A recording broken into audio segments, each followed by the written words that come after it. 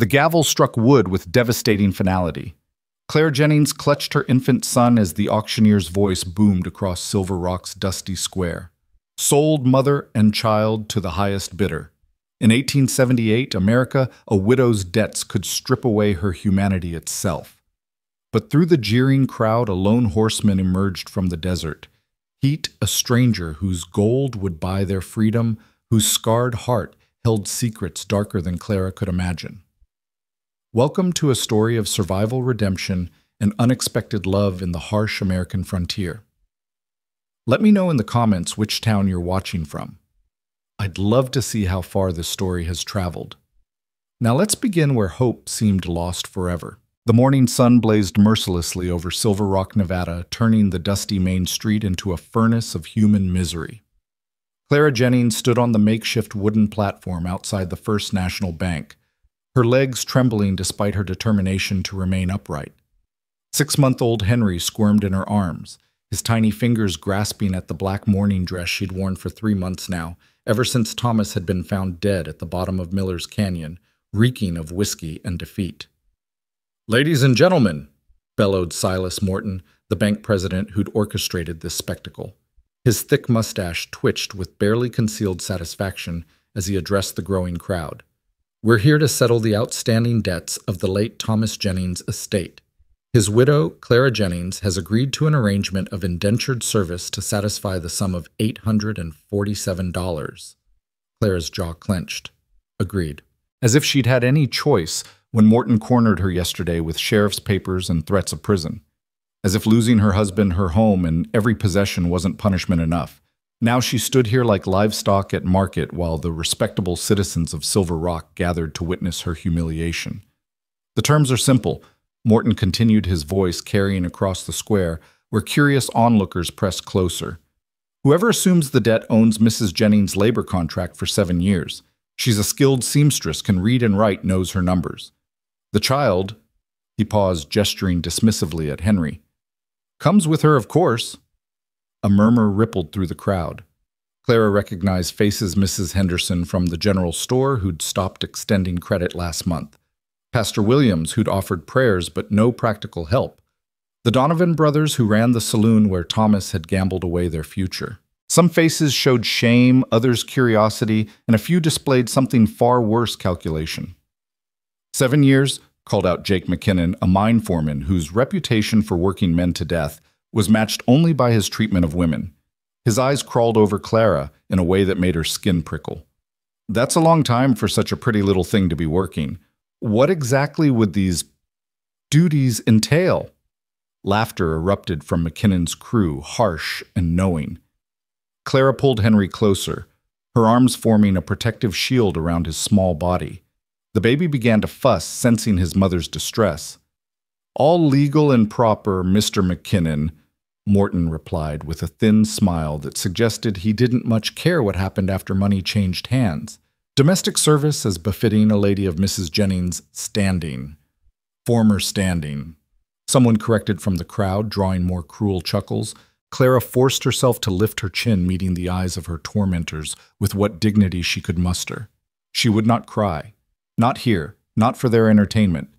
Her mother had raised her better than that, though her mother had never imagined her daughter would end up on an auction block in a Nevada mining town. "Shall we start the bidding at $300? Morton announced. "Remember, gentlemen, you're not just getting a servant.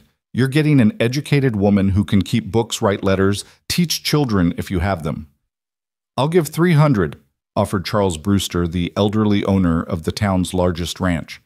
His wife stood beside him, her face pinched with disapproval. Clara knew the Brewsters had 12 grandchildren and a reputation for working their help into early graves. "$350, countered a voice from the back. Clara didn't recognize the speaker, a traveling merchant, perhaps with cold eyes and soft hands that had never known honest work. $400. This from McKinnon, his grin widening as he stepped forward. "I could use someone educated up at the mining camp. The boys get lonely, and a woman's touch might civilize the place." Clara's stomach churned. Everyone knew what happened to women at the mining camps. They went in as cooks or laundresses and came out broken if they came out at all.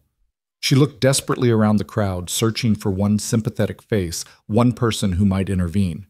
But even those who appeared uncomfortable wouldn't meet her eyes. "400 for Mr. McKinnon," Morton announced with satisfaction. "Do I hear 450? The Brewsters had withdrawn, shaking their heads. The traveling merchant seemed to be calculating whether the investment was worth it.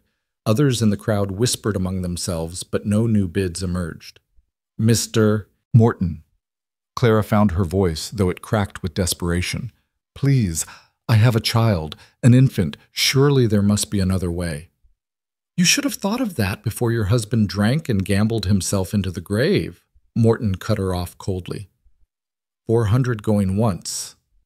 Henry began to cry in earnest, now his wails piercing the morning air. Clara bounced him frantically, whispering soothing words that she didn't believe herself.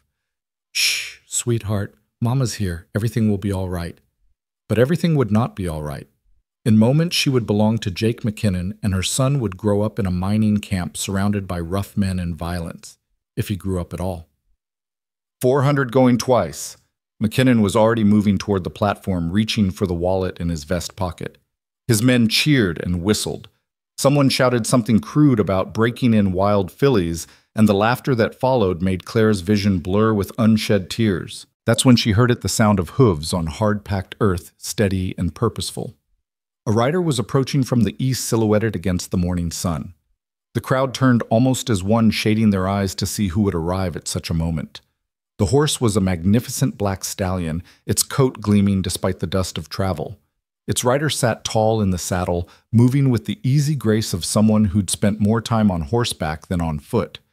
As he drew closer, Clara could make out weathered leather chaps, a dark duster coat despite the heat, and a wide-brimmed hat pulled low against the sun. He reined in at the edge of the crowd, dismounting in one fluid motion. Spurs jangled with each step as he walked forward, the crowd parting before him like water. There was something about the way he moved, purposeful, but unhurried, dangerous, but controlled, that commanded attention. $850, he said, his voice low but carrying clearly across the square. Morton's hand froze mid-gesture. McKinnon spun around his face, flushing red. The crowd erupted in whispers. "I'm sorry, sir, but the bid stands at 400, Morton began. $850, the stranger repeated, pulling a leather pouch from inside his coat. "Cash, gold eagles. That covers the debt plus your fees, doesn't it, Mr. Morton?" Clara stared at the newcomer, trying to see his face beneath the hat's brim. She caught a glimpse of a strong jaw covered in several days' worth of stubble, sun-weathered skin that spoke of years under western skies, and something else, a scar that ran from his left temple down toward his ear, pale against his tanned complexion.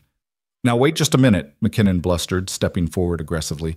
"You can't just ride in here and—" The stranger's hand moved to rest casually on the Colt revolver at his hip. He didn't draw it, didn't even wrap his fingers around the grip, but the message was clear. McKinnon stopped mid-stride. "I believe I just did," the stranger said quietly.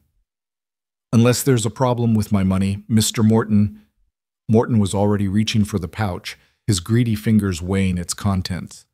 "No problem at all, Mr. Callahan, James Callahan." The name meant nothing to Clara, but she saw recognition flicker across some faces in the crowd.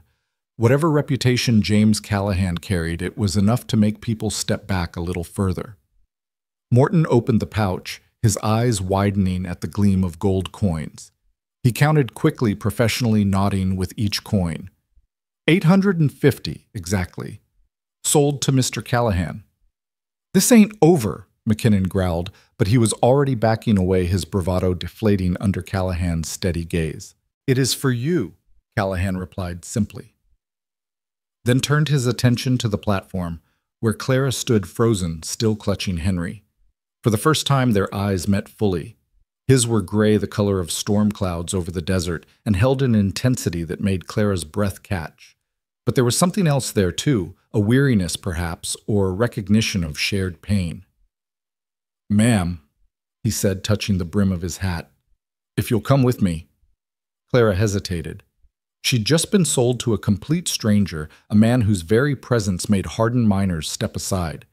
Yet something in his manner, respectful, almost gentle, made her take the first trembling step down from the platform. "My things," she said weakly. I have a trunk at the boarding house. We'll collect them, Callahan assured her. He moved to help her down the last step, his hand hovering near her elbow without quite touching, allowing her to maintain her dignity even in this moment of utter humiliation. Henry had stopped crying, staring at the stranger with the wide-eyed curiosity that only babies possessed. Callahan glanced at the child, and Clara thought she saw his expression soften, almost imperceptibly. "What's his name?" he asked. "Henry. Henry Thomas Jennings." Clara's voice was barely above a whisper. "He looks like a strong boy. He'll need to be out here." The crowd was dispersing now, the show over. Some looked disappointed, others relieved. McKinnon and his men headed toward the saloon, no doubt to drink and curse their lost opportunity. Morton had disappeared into the bank with his gold paperwork already forgotten in his haste to secure his profit. "Mr. Callahan," Clara began, needing to know what fate awaited her. "I need to understand what you expect." "Not here," he interrupted gently but firmly. "Too many ears. We'll talk on the road." "The road? Where are we going?" "My place. It's a day's ride north up in the mountains." "A day's ride? Into the wilderness with a stranger who'd just purchased her like cattle." Clara's arms tightened around Henry instinctively. Callahan must have read her fear because his expression shifted slightly. "Mrs. Jennings, I need you to understand something right now. I didn't buy you. I bought your freedom from that debt. What happens next is your choice." "My choice?" Clara laughed bitterly, the sound harsh in her throat. "What choice do I have? No money, no home, a baby to feed. You own my labor for 7 years." "No," he said firmly. "I own a piece of paper that says I paid your husband's debt. What I do with that paper is my business."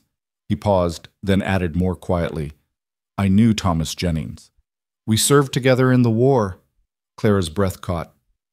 "You knew Thomas? He never mentioned—" "We lost touch after the war. Men do when they're trying to forget. I heard about his death 3 weeks ago from a traveling preacher. Heard about you and the boy, too, and what Morton was planning. So you came here to— what, save us?" Callahan's jaw tightened. "I came to pay a debt of my own.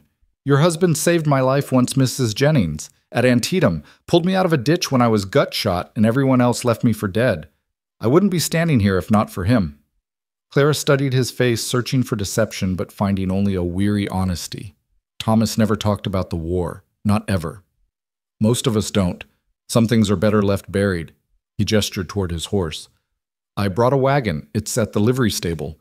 We can get your things and be on the road within the hour." "And if I refuse, if I choose not to go with you?" Callahan reached into his pocket and pulled out the contract Morton had given him. Without hesitation, he held it out to her. "Then you take this and do whatever you want with it. Burn it, keep it, use it to start over somewhere else. But I'd advise getting out of Silver Rock either way. McKinnon's not the forgiving type, and Morton will find another way to come after you if he thinks he can profit from it." Clara stared at the paper in his extended hand. He was offering her the very document that bound her to him, giving her the power to destroy it. No one had ever. "Why?" she whispered. "Because Thomas Jennings' widow deserves better than being sold on an auction block. Because his son deserves better than growing up in a mining camp. And because, He paused, seeming to struggle with the words. "Because I've seen enough people treated like property to last me a lifetime." There was a story there, Clara sensed, but now wasn't the time to pursue it. She had a choice to make, perhaps the first real choice she'd had since Thomas died. She looked around Silver Rock at the dusty streets that had witnessed her humiliation, at the buildings full of people who'd watched her suffer and done nothing at the life that had collapsed around her. Then she looked at James Callahan, this scarred stranger who'd appeared like something out of a dime novel to offer her a way out. "Your ranch," she said finally. "What's it like?" A ghost of a smile touched his lips. "Small, quiet, about 60 head of cattle, good water, mountain views. There's a cabin that needs work and more land than I can manage alone. It's not fancy, but it's peaceful." "And what would you expect from me there?" "Help around the place. Cooking if you're willing. Maybe help with the books I heard Morton say you can read and cipher. In exchange, you and the boy have a safe place to stay, food, whatever you need. When you're ready to move on, I'll help you get wherever you want to go. And if I'm never ready to move on?" He looked surprised by the question. "Then I guess you never move on." Clara made her decision. She didn't take the offered contract, instead letting him return it to his pocket. "We'll need to stop at Murphy's boarding house for my trunk.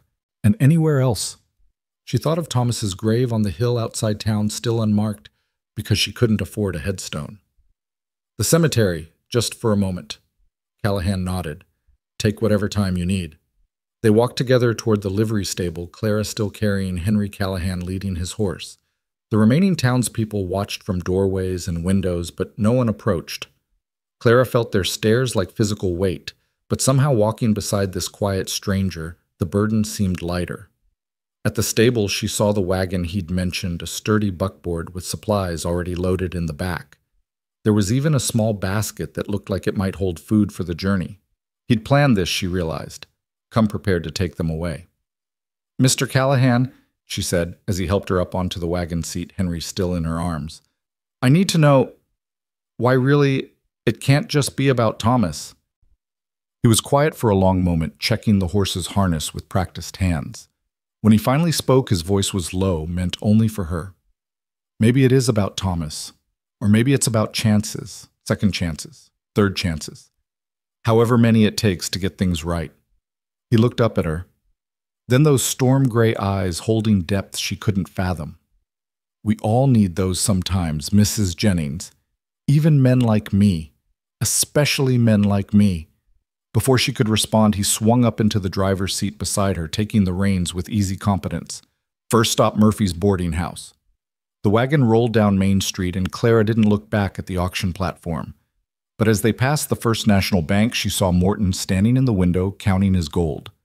Their eyes met for a brief moment, and she saw his smirk falter when he noticed Callahan beside her. Mrs. Murphy was waiting on the boarding house porch, Clara's small trunk already beside her. The older woman's face was tear-streaked. "Oh, Clara, honey," she said, wringing her hands. "I wanted to help, but Morton holds my mortgage too, and I couldn't—" "It's all right, Mrs. Murphy," Clara said, meaning it. The woman had at least let her stay these past weeks when others had turned her away. Callahan loaded the trunk into the wagon bed, handling it carefully despite its light weight. Clara knew it held everything she owned now, a few dresses, Henry's baby things, her mother's Bible, Thomas's watch, and the daguerreotype from their wedding day. "You take care of yourself, honey," Mrs. Murphy said, pressing a small bundle into Clara's hands. "Some bread and preserves for your journey." "Thank you," Clara whispered, touched by this small kindness. As they pulled away, Mrs. Murphy called out, "Mr. Callahan, you treat her right, you hear? She's a good woman who's had nothing but sorrow." "Yes, ma'am," Callahan replied respectfully, touching his hat brim. The cemetery sat on a hill overlooking the town, a collection of wooden crosses and a few stone markers for those who could afford them. Callahan stopped the wagon at the gate and helped Clara down, then surprised her by taking Henry from her arms. "Take your time," he said, bouncing the baby gently. Henry seemed fascinated by the stranger's hat and reached for it with chubby fingers. Clara walked among the graves until she found Thomas's a mound of dirt with a simple wooden cross she'd made herself. She knelt beside it, her fingers tracing his name carved into the wood. "I don't know if you can hear me," she whispered. "I don't know if you'd care if you could, but I'm leaving now, taking Henry somewhere safe. This man James Callahan says you saved his life once. Maybe that was the best thing you ever did, Thomas, because now he's saving ours." She wanted to feel grief, wanted to mourn the man she'd once loved, but all she felt was a hollow emptiness where that love used to live. Thomas had died long before his body had been found. At the canyon bottom, killed himself slowly with whiskey and cards and broken promises. "I forgive you," she said finally. Not sure if it was true, but needing to say it anyway. "For Henry's sake, I forgive you." She stood brushing dirt from her skirt and walked back to where Callahan waited with her son. Henry had succeeded in grabbing the hat and was gumming its brim enthusiastically. "Sorry about that," Clara said, reaching for the baby. "No harm done," Callahan said, retrieving his slightly soggy hat with a rueful expression that was almost a smile. "Ready." Clara looked back once at Silver Rock spreading below them, the site of so much misery and humiliation. Then she looked ahead at the road leading north toward mountains she'd never explored. "Yes," she said firmly, "I'm ready." The wagon rolled forward, leaving the cemetery and the town behind. The road ahead was dusty and uncertain, leading to a place she'd never been with a man she didn't know. But for the first time in months, Clara felt something that might have been hope. "It's a long ride," Callahan said after they'd traveled in silence for a while. "There's a way station about halfway where we can rest the horses and get a meal." "That's kind of you, but I have no money for meals." "Mrs. Jennings," he said patiently, "you're under my protection now. That means I provide what you need. It's not charity, it's responsibility." "I'm not your responsibility, Mr. Callahan. According to that paper in your pocket, I'm your property." He was quiet for a moment, his hand steady on the reins. "My mother was property once," he said finally, "in Georgia before she ran north, before she met my father.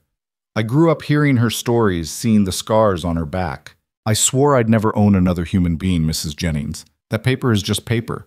What matters is what we choose to do next." Clara absorbed this revelation, understanding dawning about the man beside her. Mixed blood, he was saying. In some places that would make him an outcast. In others, it might get him killed. "Does anyone here know?" she asked carefully. "Some suspect. Most don't care as long as I keep to myself and don't cause trouble. The war changed some things out here. Not everything, but some things." They rode in companionable silence for a while, the wagon wheels creaking rhythmically. Henry had fallen asleep in Clara's arms, lulled by the motion. The sun climbed higher and the heat grew oppressive, but Callahan had positioned the wagon's canopy to shade them. "Tell me about your ranch," Clara said eventually, needing to fill the silence with something other than her churning thoughts. "It's called Broken Creek, after the stream that runs through it. Bought it 5 years ago from an old prospector who never found gold but discovered good grazing land instead. Built the cabin myself along with the barn and corral. No help. I prefer working alone. Must get lonely." He glanced at her sideways. Sometimes. But lonely is better than some alternatives." Clara understood that sentiment too well. The last months with Thomas had been the loneliest of her life, even when he was right beside her. "How did you know?" she asked. "About the auction, I mean. You said a preacher told you about Thomas, but how did you know about today specifically?" "Telegraph from Mrs. Murphy, actually. She sent it to Fort Bridger, knowing I pick up supplies there. Said Morton was planning something shameful and maybe someone should know. So Mrs. Murphy had tried to help after all in her own way." Clara felt tears prick her eyes at this revelation. "Do you have any family, Mr. Callahan?" she asked, changing the subject before emotion overwhelmed her. "No, my parents are gone. Had a sister once, but we lost track of each other after the war. My parents died when I was 16. Cholera outbreak in Ohio. That's when I came west, working as a governess for a family heading to California. Met Thomas in Sacramento. He was charming then, full of dreams about making fortunes in mining. Dreams can be dangerous things out here." "Yes," she agreed quietly. "They can be." The road wound through increasingly rough terrain, sagebrush, giving way to juniper and pinon pine. Mountains loomed ahead, their peaks still carrying traces of snow despite the summer heat. Clara had never been this far from civilization, and part of her thrilled at the wild beauty, while another part feared the isolation. "There's something I should tell you," Callahan said as they approached a cluster of rocks that formed a natural waypoint. "About the ranch, about why I really need help." Clara tensed, waiting for the revelation that would shatter this fragile hope.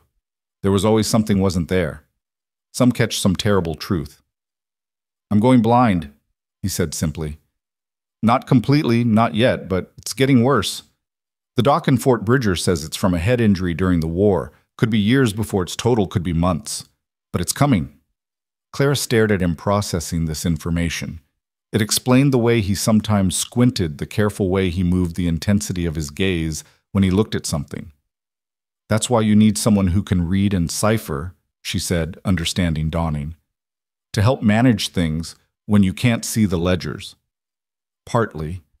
Also need someone I can trust when I can't see who's coming up the road or whether the cattle are where they should be." "And you trust me?" "You don't even know me." I know you stood on that platform with your baby rather than abandon him. I know you went to your husband's grave even though he left you with nothing but debt and shame. That tells me enough." Clara was quiet for a long moment, watching the road ahead unfold. What if I can't do it? What if I'm not strong enough for frontier life? Then we'll figure something else out. But I think you're stronger than you know, Mrs. Jennings. You've survived things that would break most people. They reached the way station at midday, a rough log structure with a corral and a well. The proprietor, a grizzled man named Josiah, greeted Callahan with familiar warmth. "Jim, been a while. Who's this you've got with you?" "Mrs. Jennings and her son. They'll be staying at Broken Creek." Josiah's bushy eyebrows rose, but he asked no questions, simply directing them to a table inside, where his wife served beans, cornbread, and surprisingly good coffee. Clara ate gratefully, having had nothing since yesterday. She fed Henry small bits of cornbread soaked in milk that Mrs. Josiah provided. "Sweet baby," the older woman commented, her weathered face kind. "How old?" "6 months," Clara replied. "They're a blessing at that age. Mine are all grown and gone now. Cherish these times, dear." After the meal, while Callahan tended to the horses, Mrs. Josiah pulled Clara aside. "Known Jim Callahan for 5 years," she said quietly. "He's a good man. Quiet, keeps to himself, but good. You'll be safe with him." "Thank you," Clara said, grateful for this reassurance from another woman. The afternoon's journey took them higher into the mountains, the air cooling as they climbed.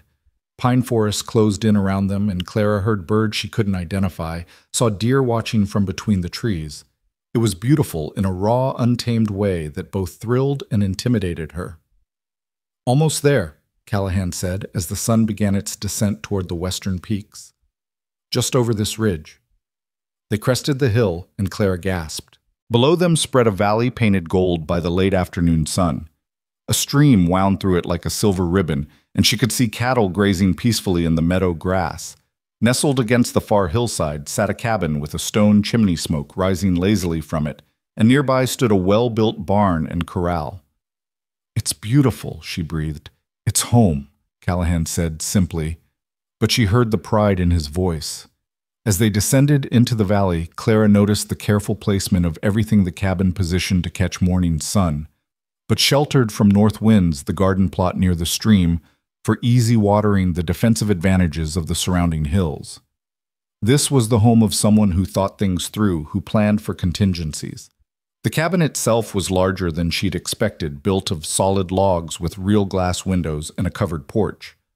The door was thick oak, and she noticed shutters that could be closed and barred if necessary. Frontier beautiful, but frontier practical too. Callahan pulled the wagon up to the porch and set the brake. "Welcome to Broken Creek, Mrs. Jennings." He helped her down, then took Henry while she stretched muscles cramped from the long ride. The baby was awake now, looking around with bright curiosity at this new world. "Let me show you inside," Callahan said, leading the way. The cabin's main room served as both living area and kitchen, with a large stone fireplace, a cook stove, a table with 4 chairs, and a rocking chair by the window. Everything was clean but sparse, clearly a bachelor's domain. "There are 2 bedrooms," he explained, gesturing to doors on either side. "You and Henry can have the larger one. I'll take the smaller." "I couldn't. That must be your room." "It's yours now," he said firmly. "I've already moved my things." He showed her the bedroom, a good-sized room with a proper bed, a dresser, and even a small cradle in the corner. "Made that last week," he said, indicating the cradle. "Figured the boy would need something." Clara ran her fingers over the smooth wood touched by the thoughtfulness. This man had prepared for them, had thought about what they would need. "There's a root cellar out back," he continued, "and a smokehouse. The privy's behind those trees for privacy, and there's a bathing room attached to the back of the cabin with a tub. I rigged a system to heat water from the stove." An indoor bathing room was luxury she hadn't expected. Thomas had never bothered with such conveniences. "It's more than I expected," she said honestly. "Much more. It's not fancy, but it's solid. Built to last." He paused, seeming suddenly awkward. "I'll bring your trunk in, then see to the animals. There's stew on the stove, been cooking all day. Help yourself." He left quickly, as if needing distance after the intimacy of showing her his home. Clara stood in the main room, Henry in her arms, trying to absorb the reality of her new situation. This morning, she'd been on an auction block. Tonight, she stood in a comfortable cabin with a full belly and a safe place to sleep. She investigated the kitchen area, finding it well stocked with supplies, flour beans, coffee, salt pork, canned goods, even some dried fruit. The stew did smell wonderful, and her stomach rumbled despite the recent meal. Henry was fussing, ready for his evening feeding. Clara settled into the rocking chair, grateful for the privacy to nurse him. Through the window, she could see Callahan unhitching the horses, his movements efficient despite the gathering dusk. He talked to the animals as he worked too low for her to hear the words, but the tone was gentle. Who was this man who'd saved them? A war veteran carrying wounds both visible and hidden. A rancher slowly going blind. A man who'd grown up knowing his mother had been property and had sworn never to own another human being. There were depths here, complications and contradictions she was only beginning to glimpse. Henry finished nursing and burped contentedly. Clara changed his diaper using supplies from the basket she'd carried, then settled him in the new cradle. He grabbed his toes, babbling happily, apparently approving of his new surroundings. She heard Callahan's boots on the porch and quickly smoothed her dress and hair. He entered, carrying her trunk, placing it carefully in her bedroom before returning to the main room. "Everything all right?" he asked. "Yes, thank you. The cabin is wonderful. More than wonderful." He seemed pleased but uncomfortable with the praise. "I'll take some stew and eat outside. Give you privacy to settle in." "You don't have to. This is your home. I'm the intruder." "You're not an intruder, Mrs. Jennings. You're a guest. And guests deserve space to breathe after the day you've had." He filled a bowl with stew and took it out to the porch. Through the window, Clara watched him sit on the steps, eating slowly, while watching the last light fade from the sky. There was something profoundly lonely about the image this solitary man on his isolated ranch. She served herself some stew, finding it surprisingly good venison, with vegetables and herbs she couldn't identify. As she ate, she planned what she could do to earn her keep. Cooking, certainly, cleaning and organizing the sparse bachelor quarters. The garden looked like it needed attention, and the books he'd mentioned she could help with those. After finishing her meal, she washed the dishes, noting the indoor pump, another unexpected convenience. Callahan had built well here, creating comfort in the wilderness. But for what? For whom had he always planned to live alone slowly? Going blind in his mountain sanctuary, Henry had fallen asleep in his cradle, exhausted by the day's adventures. Clara covered him with a soft blanket she found folded nearby. Another thoughtful preparation by their mysterious host. She stepped out onto the porch where Callahan still sat, now smoking a pipe in the gathering darkness. Stars were emerging overhead, more than she'd ever seen in town, scattered across the sky like spilled diamonds. "It's peaceful here," she said, settling onto the bench beside the door. "That's why I chose it. After the war, I needed quiet." "How bad was it, the war?" He was silent so long she thought he wouldn't answer. "Bad enough that I still dream about it. Bad enough that loud noises make me reach for a gun. Bad enough that I came out here where there's nothing to remind me except my own memories." Thomas never talked about it, but he had nightmares. Terrible ones. That's when the drinking started. We all dealt with it differently. Some drank. Some found religion. Some of us just ran as far as we could and hoped the memories couldn't follow. But they did. They always do. They sat in companionable silence, listening to the night sounds, an owl calling, the stream, gurgling cattle lowing occasionally in the distance. It was so different from town with its saloon noise and street traffic. "Mr. Callahan," Clara began, then stopped, uncertain how to voice her thoughts. "Jim," he said, "if we're going to be living here together, you should call me Jim." "Jim." She repeated, the informality feeling strange on her tongue. "Why did you really do this? And please don't say it's just about Thomas. I need to understand." He took a long draw on his pipe, seeming to consider his words. "You ever do something wrong, Mrs. Jennings? Something so wrong you can never make it right? Everyone has regrets. Not regrets. Sins. Things that stain your soul permanent-like." Clara thought of the relief she'd felt when they'd told her Thomas was dead, the shameful gratitude that she was finally free of him. "Yes," she whispered, "sometimes you can't fix what you broke. Can't bring back what you killed. Can't undo what you did. But maybe you can balance the scales a little. Do something right to offset all the wrong. He tapped his pipe against the porch rail, sending sparks into the darkness. That's what this is, I suppose. A chance to do something right. We're your penance. You're a widow and child who needed help. I'm a man with means to provide it. Nothing more complicated than that.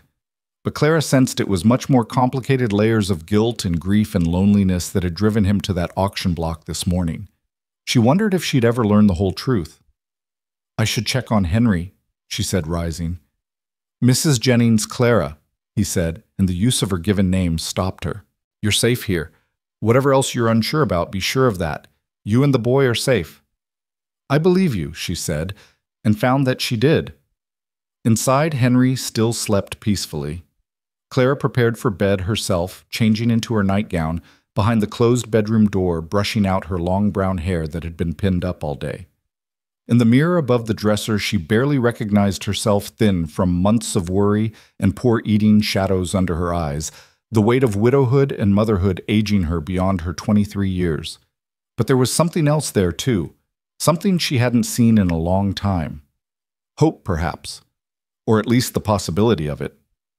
She heard Jim come inside his boots, careful on the floor. His bedroom door closed quietly. The cabin settled into nighttime sounds logs shifting in the fireplace wind through the pines outside the creak of cooling wood. Clara lay in the comfortable bed so different from her narrow cot at the boarding house and tried to process everything that had happened. This morning she'd been property to be sold. Tonight she was under the protection of a complicated, damaged man who asked nothing from her but her presence. It didn't make sense. In her experience, men always wanted something. Thomas had wanted a pretty wife to show off until the novelty wore off. Morton wanted money. McKinnon wanted... She shuddered to think what McKinnon wanted. But James Callahan Jim seemed to want only to fulfill some internal obligation to balance those mysterious scales he'd mentioned. She was part of his penance, his attempt at redemption. It should have bothered her being someone's path to absolution, but instead she felt oddly comforted. At least she understood the transaction, even if she didn't understand the sin that preceded it. Henry stirred in his sleep, making small sounds. Clara reached over to rock the cradle, gently humming a lullaby her mother used to sing. The familiar melody in this unfamiliar place brought tears to her eyes, but they weren't entirely sad tears. Tomorrow would bring new challenges. She would need to learn this life, prove herself useful, navigate the strangeness of living with a man who wasn't her husband. But tonight, for the first time in months, she and her son were safe, fed, and sheltered. Through the thin wall, she heard Jim moving in his room, the creak of his bed as he settled for the night. Was he lying there thinking about the woman and child he'd brought into his carefully constructed solitude? Was he already regretting his impulsive rescue? Time would tell. Time would reveal whether this was salvation or simply a different kind of captivity. But as Clara drifted toward sleep, listening to her baby's breathing and the peaceful sounds of the mountain night, she allowed herself to believe that maybe, just maybe, she'd found sanctuary in the wilderness with a scarred stranger who knew something about needing second chances. The moon rose over Broken Creek, bathing the valley in silver light, and the cabin stood solid against the darkness, protecting the fragile beginnings of something that might with time and trust become a family. Clara woke to unfamiliar sounds, a rooster crowing, cattle lowing in the distance, and the steady rhythm of an axe splitting wood. For a moment, panic seized her as she forgot where she was, but then Henry gurgled from his cradle and reality settled around her like a warm blanket. They were at Broken Creek Ranch, safe under the protection of James Callahan. Sunlight streamed through the window later than she usually woke. She dressed quickly, embarrassed to have slept so long, and carried Henry into the main room. Coffee was already made still hot on the stove, and a plate of biscuits sat covered with a clean cloth. Through the window she could see Jim working near the woodshed, his movements steady and purposeful despite the vision problems he'd confessed to yesterday. She fed Henry first, then ate a biscuit with honey while watching Jim work. He'd removed his shirt in the morning heat, and she could see a network of scars across his back, some from what looked like bullets or shrapnel, others longer and deliberate. War wounds, she assumed, though some looked older. When he turned to stack the split wood, she quickly looked away, not wanting to be caught staring. "Morning," he said when he came in, pulling his shirt back on. "Sleep well," Better than I have in months. I'm sorry I slept so late. You needed it. No schedule here except what the animals demand. He poured himself coffee, adding a splash of milk from a pitcher. Thought I'd show you around properly today, help you get your bearings. They spent the morning touring the property, Jim carrying Henry when the terrain got rough. He showed her the garden plot, where vegetables struggled against weeds and neglect. Never had much talent for growing things, he admitted. Cattle, I understand. Plants are a mystery. Clara knelt to examine the tomato plants, noting how they needed staking and pruning. My mother had a garden. I helped her every summer until she died. I could bring this back to life with your permission. I'd be grateful. Fresh vegetables would be a welcome change from preserved goods. He showed her the spring that fed the creek bubbling up from rocks cold and clear. Never runs dry even in drought years. It's what sold me on this place. The stream widened into a pool perfect for bathing or washing clothes sheltered by cottonwoods and willows. It's like a paradise, Clara said, dipping her fingers in the cool water. Has its moments. Jim shifted Henry to his other arm, the baby seeming perfectly content with this arrangement. Also has its challenges. Winters are hard. Sometimes we get snowed in for weeks. Bears come down from the higher mountains in fall, and there are men who'd like to take this place from me. Well, what men? So, Josiah Redmond owns the biggest spread in the territory. He's been trying to buy me out since I arrived. When I wouldn't sell, he tried other methods. Lost some cattle to mysterious accidents. Had fences cut. Nothing I could prove, but everyone knows Redmond doesn't like neighbors he can't control. Are we in danger? Jim's jaw tightened. Not as long as I'm breathing. But you should know what you've walked into. This isn't just a peaceful mountain valley. It's contested territory. They walked back toward the cabin, passing the corral where several horses grazed. A beautiful bay mare came to the fence, whickering softly. That's Rosie, Jim said. Gentle as they come. Thought you might like to learn to ride if you're interested. Be useful to know in case, he trailed off. In case something happens to you, Clara finished quietly. Life out here is uncertain. Best to be prepared. That afternoon, while Henry napped, Clara attacked the cabin with determined energy. She washed windows, scrubbed floors, reorganized the sparse kitchen supplies. Jim worked outside repairing a section of corral fence, but she felt his occasional glances through the window. When she found his ledgers on a shelf, she opened them carefully. His handwriting was getting harder to read in recent entries' letters, sometimes overlapping or wandering off the lines. The last entry was 2 weeks old, as if he'd given up trying. She made a mental note to offer her help with the book soon. In a trunk at the foot of his bed, which he'd left open, she glimpsed a Union uniform carefully folded, and beneath it a packet of letters tied with string. She didn't touch them, but noticed the top one was addressed to Captain James Callahan in feminine handwriting. A sweetheart, a wife. He'd said he had no family, but perhaps there had been someone once. Dinner that night was her first real contribution. Venison steaks she'd found in the cold storage, potatoes and onions fried with wild herbs she'd discovered growing near the cabin. Jim ate with apparent appreciation, actually taking seconds. This is excellent, he said. Haven't eaten this well in years. It's the least I can do. You've given us so much. You don't owe me anything, Clara. Need to be clear about that. But she did owe him more than she could ever repay. Still, she understood his need to maintain the fiction that this was an equal arrangement. After dinner, as was becoming their pattern, Jim went to the porch to smoke his pipe. Clara followed after settling Henry, bringing her mending basket. The torn shirt she pulled out was one of Jim's ripped at the shoulder. Caught it on a nail, he explained when he saw what she was doing. Been meaning to fix it. I'm a fair hand with the needle. My mother taught me, and then I worked as a seamstress before I married Thomas. Her fingers moved deftly tiny stitches, nearly invisible against the fabric. I could make you new shirts if you have fabric. There's a trading post 2 days north. We could make a trip next month before the weather turns. The domesticity of the conversation struck her, planning shopping trips, mending clothes by evening light. Like a real family, except for the careful distance they maintained the formal address despite using given names. Tell me about the war, she said, suddenly surprising herself. Not the battles, but what was it like? Oh, Jim was quiet so long she thought he wouldn't answer. It was mud and blood and boys crying for their mothers. It was doing terrible things because someone with stars on their collar told you to. It was watching your friends die for ground you'd give back the next day. Thomas was different after, harder, angrier.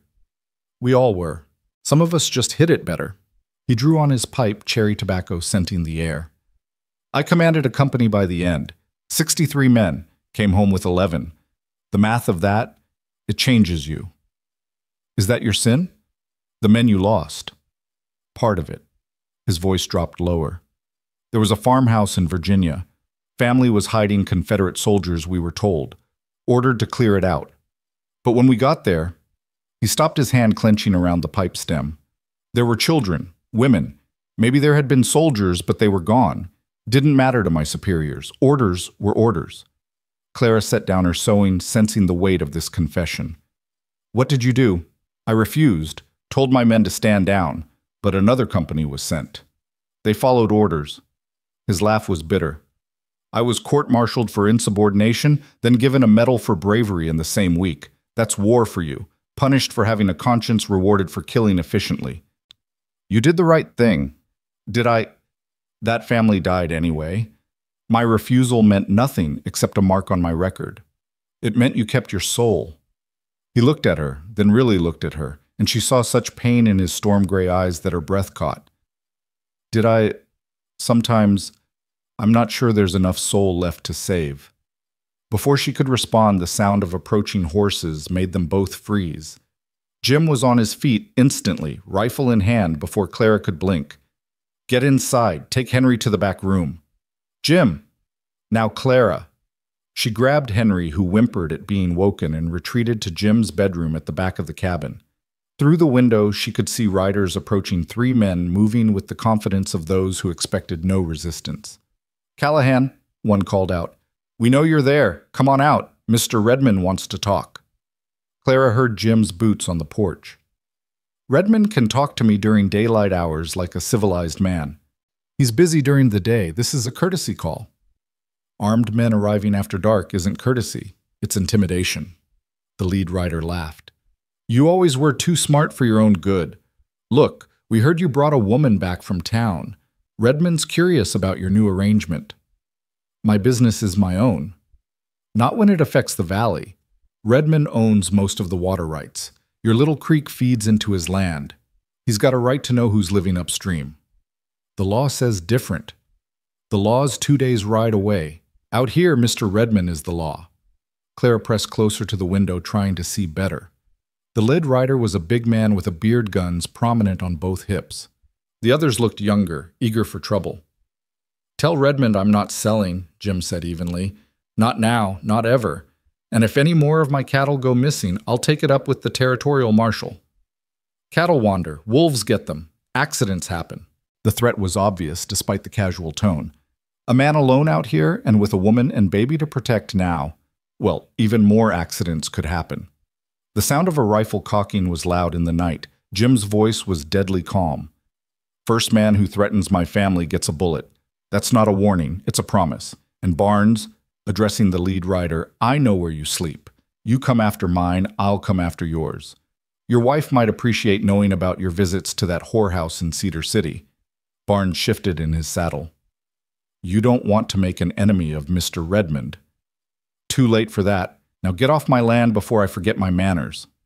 The riders exchanged glances, calculating odds. Finally, Barnes wheeled his horse around. This isn't over, Callahan. Redmond always gets what he wants. They rode off into the darkness, leaving dust and tension in their wake. Clara stayed hidden until Jim came inside, barring the door behind him. They're gone, he said, finding her in the back room. You can come out. She emerged slowly. Henry clutched against her chest. Does this happen often?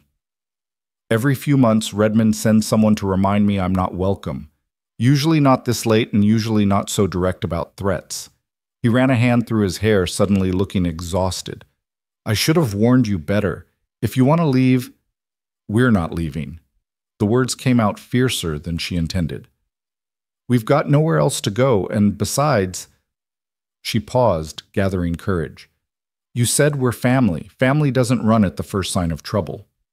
Something shifted in his expression, a softening around his eyes. You barely know me. I know enough. I know you stood against those men alone. I know you protect what's yours. I know you gave us sanctuary when no one else would. She adjusted Henry in her arms, the baby now fully awake and curious. We're staying if you'll have us. Clara. He started, then stopped, seeming to struggle with words.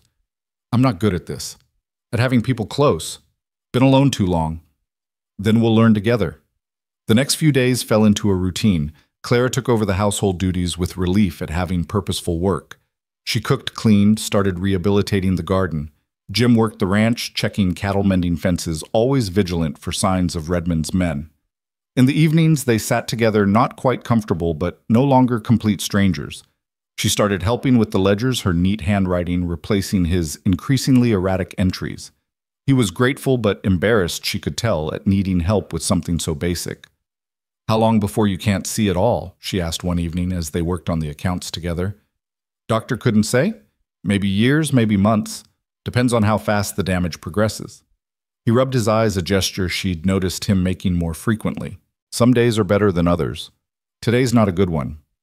Then let me do this. You tell me the numbers. I'll write them. They worked that way for an hour, developing a rhythm. She noticed how he memorized where things were placed, how he navigated by touch more than she'd realized. He was already adapting, preparing for the darkness ahead. Were you married before? She asked, suddenly, remembering the letters in his trunk. His hand stilled on the ledger. Once. During the war. What happened? She died. The words were flat final. Childbirth. Baby too. I'm sorry. It was a long time ago. But she heard the lie in his voice. Some wounds never became distant enough to stop hurting. What was her name?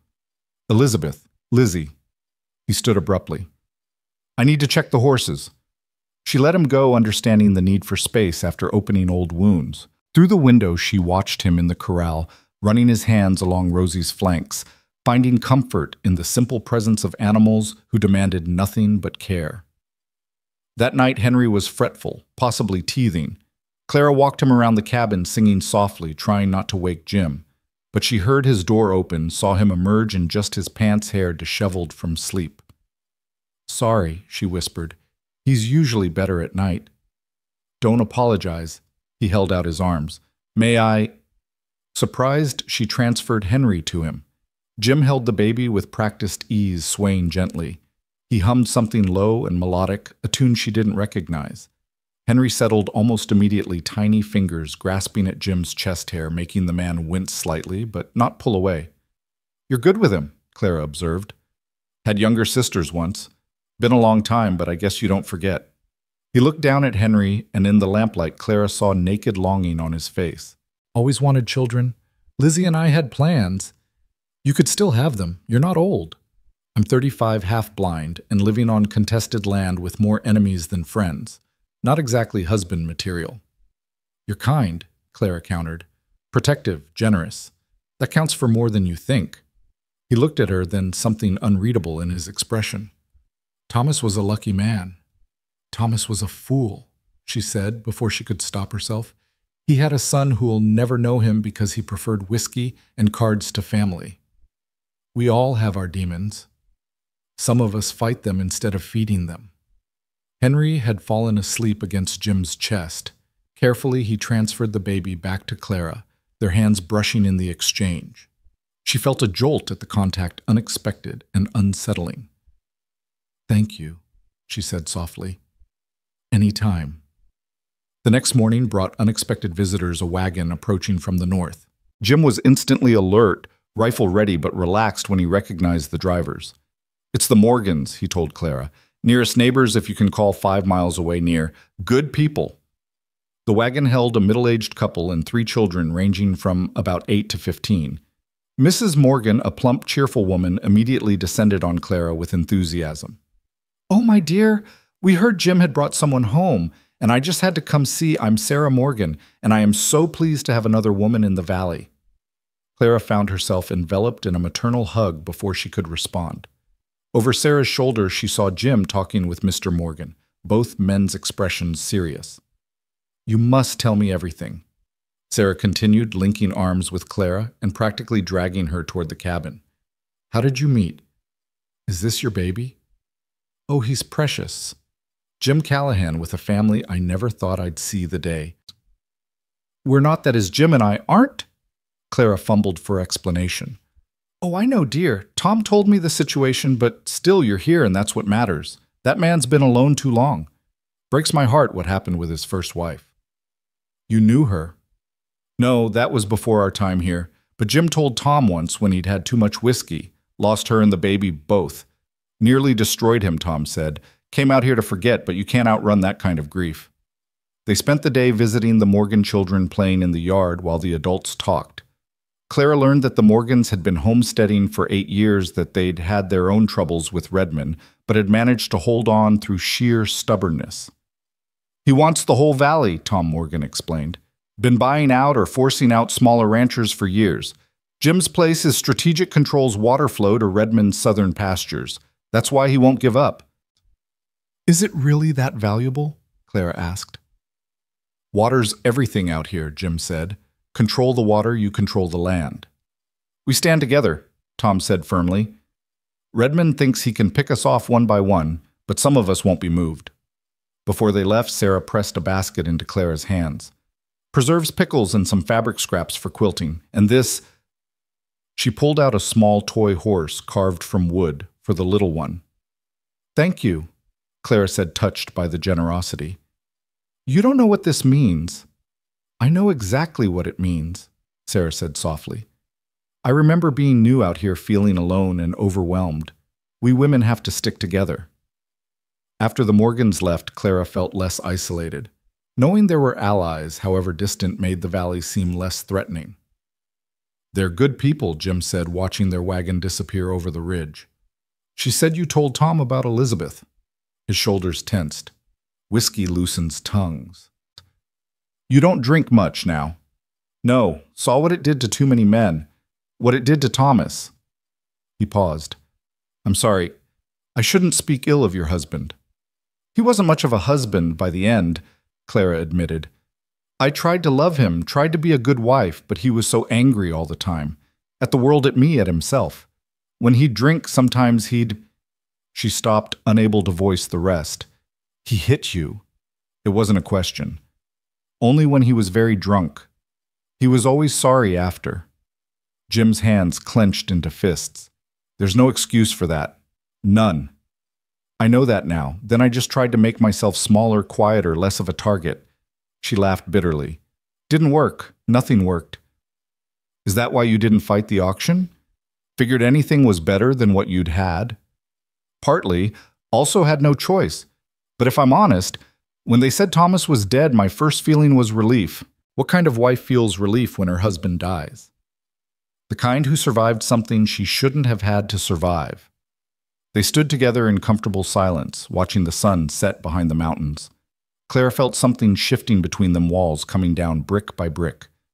That night she was awakened by sounds from Jim's room, thrashing, muttering, then a sharp cry.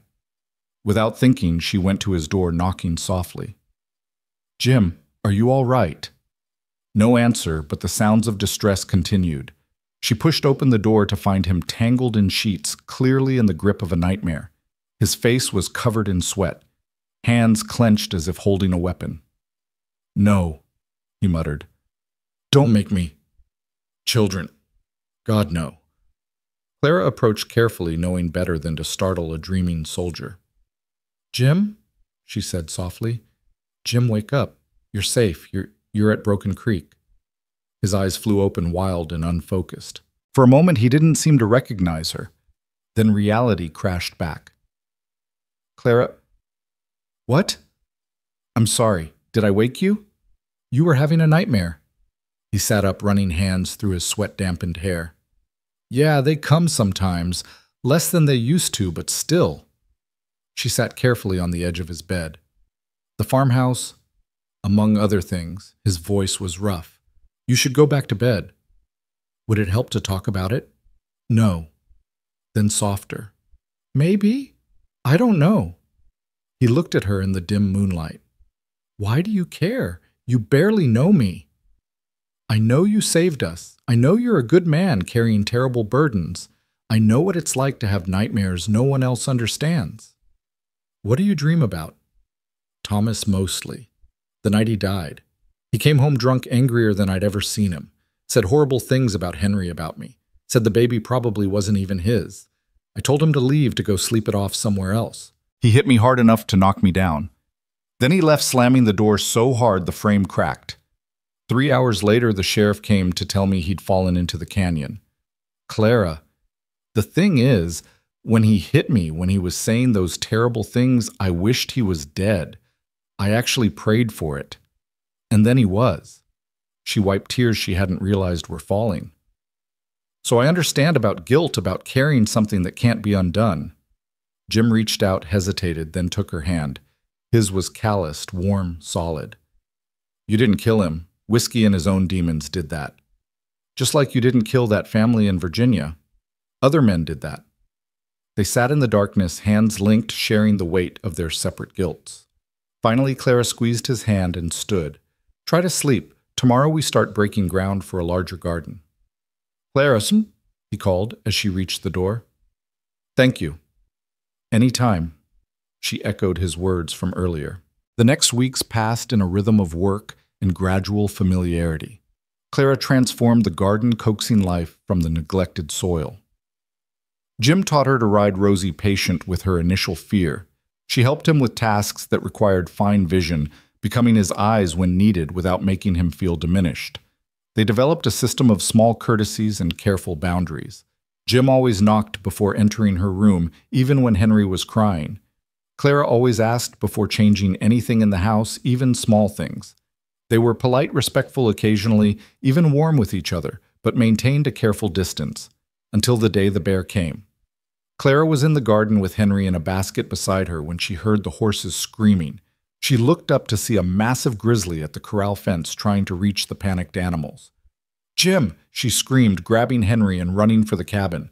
Jim emerged, already armed, taking in the situation instantly. Get inside. Bar the door. Your eyes, can you see well enough to... Go! She ran, hearing the rifle crack behind her. From the window, she watched Jim approach the bear, which had turned from the horses to face this new threat. The bear charged. Jim fired again, but the bear kept coming. He dove aside at the last second, rolling, coming up to fire again. The third shot finally brought the bear down, just yards from where Jim stood. Clara was out the door before the echo faded. Henry left safe in his cradle. Are you hurt? Did it get you? Her hands ran over his arms, checking for injury. I'm fine, he said, but she could feel him shaking adrenaline, she realized. Damn thing must have been rabid to come this close to the cabin. You could have been killed. But I wasn't. He caught her frantically checking hands. Clara, I'm all right. She looked up at him, suddenly aware of how close they were standing, her hands still on his arms. I thought, when it charged you, I thought, hey, he said softly. I'm too stubborn to die. Ask anyone. She laughed, shaky with relief, and without thinking, pressed her face against his chest. After a moment of surprise, his arms came around her, holding her gently. It's okay, he murmured. We're all okay. She pulled back, embarrassed by her emotional display.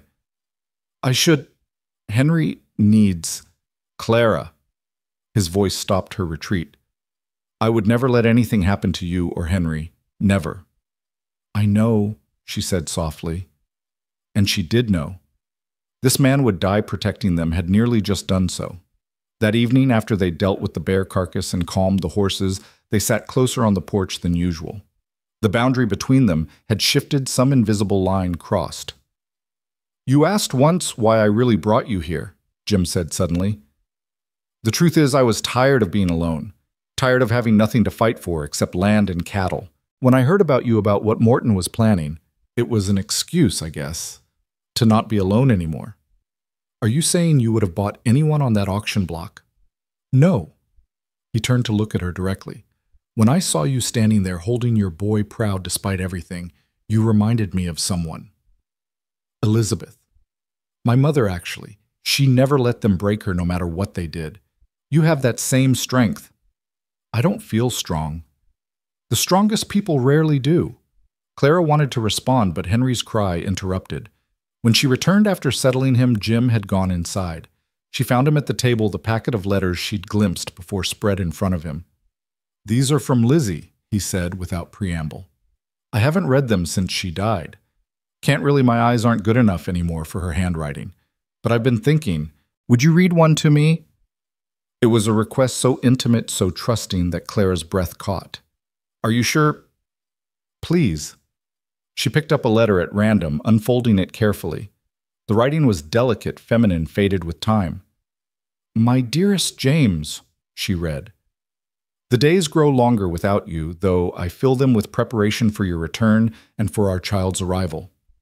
Mrs. Henderson says I carry low, which means a boy, she claims. I hope so. A son with your courage and kindness would be a blessing to this world." She read 2 letters before Jim held up a hand, tears streaming down his face. "Enough. I'm sorry. I thought I could—" "Don't apologize." Clara carefully refolded the letters. "She loved you very much. She deserved better than a broken soldier who got her killed. How did she die, Jim, really?" He was quiet so long she thought he wouldn't answer. "Complications from childbirth. The doctor said the baby was turned wrong. If we'd been in a city with better doctors, but we were in a frontier town not much different from Silver Rock. She labored for 2 days. I held her hand through all of it, helpless, useless. She died still trying to push our son into the world. He died with her." Clara moved around the table, drawn by his grief. "It wasn't your fault. I took her west. My idea, my dream of a new start away from the war memories. If we'd stayed in Ohio, then you'd have different regrets. Jim, you loved her. You were with her. That matters." He looked up at her eyes, red-rimmed. "Sometimes I can barely remember her face. Isn't that terrible, 5 years and she's fading like these letters?" "That's not terrible. That's healing." "Is it? Or is it betrayal?" Clara thought of Thomas already becoming indistinct in her memory. "It's survival. We can't live in the past no matter how much guilt we carry. Is that what we're doing here, surviving? I don't know. What do you think we're doing?" He stood moving to the window where moonlight painted silver squares on the floor. "I think we're 2 damaged people trying to build something from broken pieces. Maybe broken pieces can make something beautiful, like a quilt from scraps."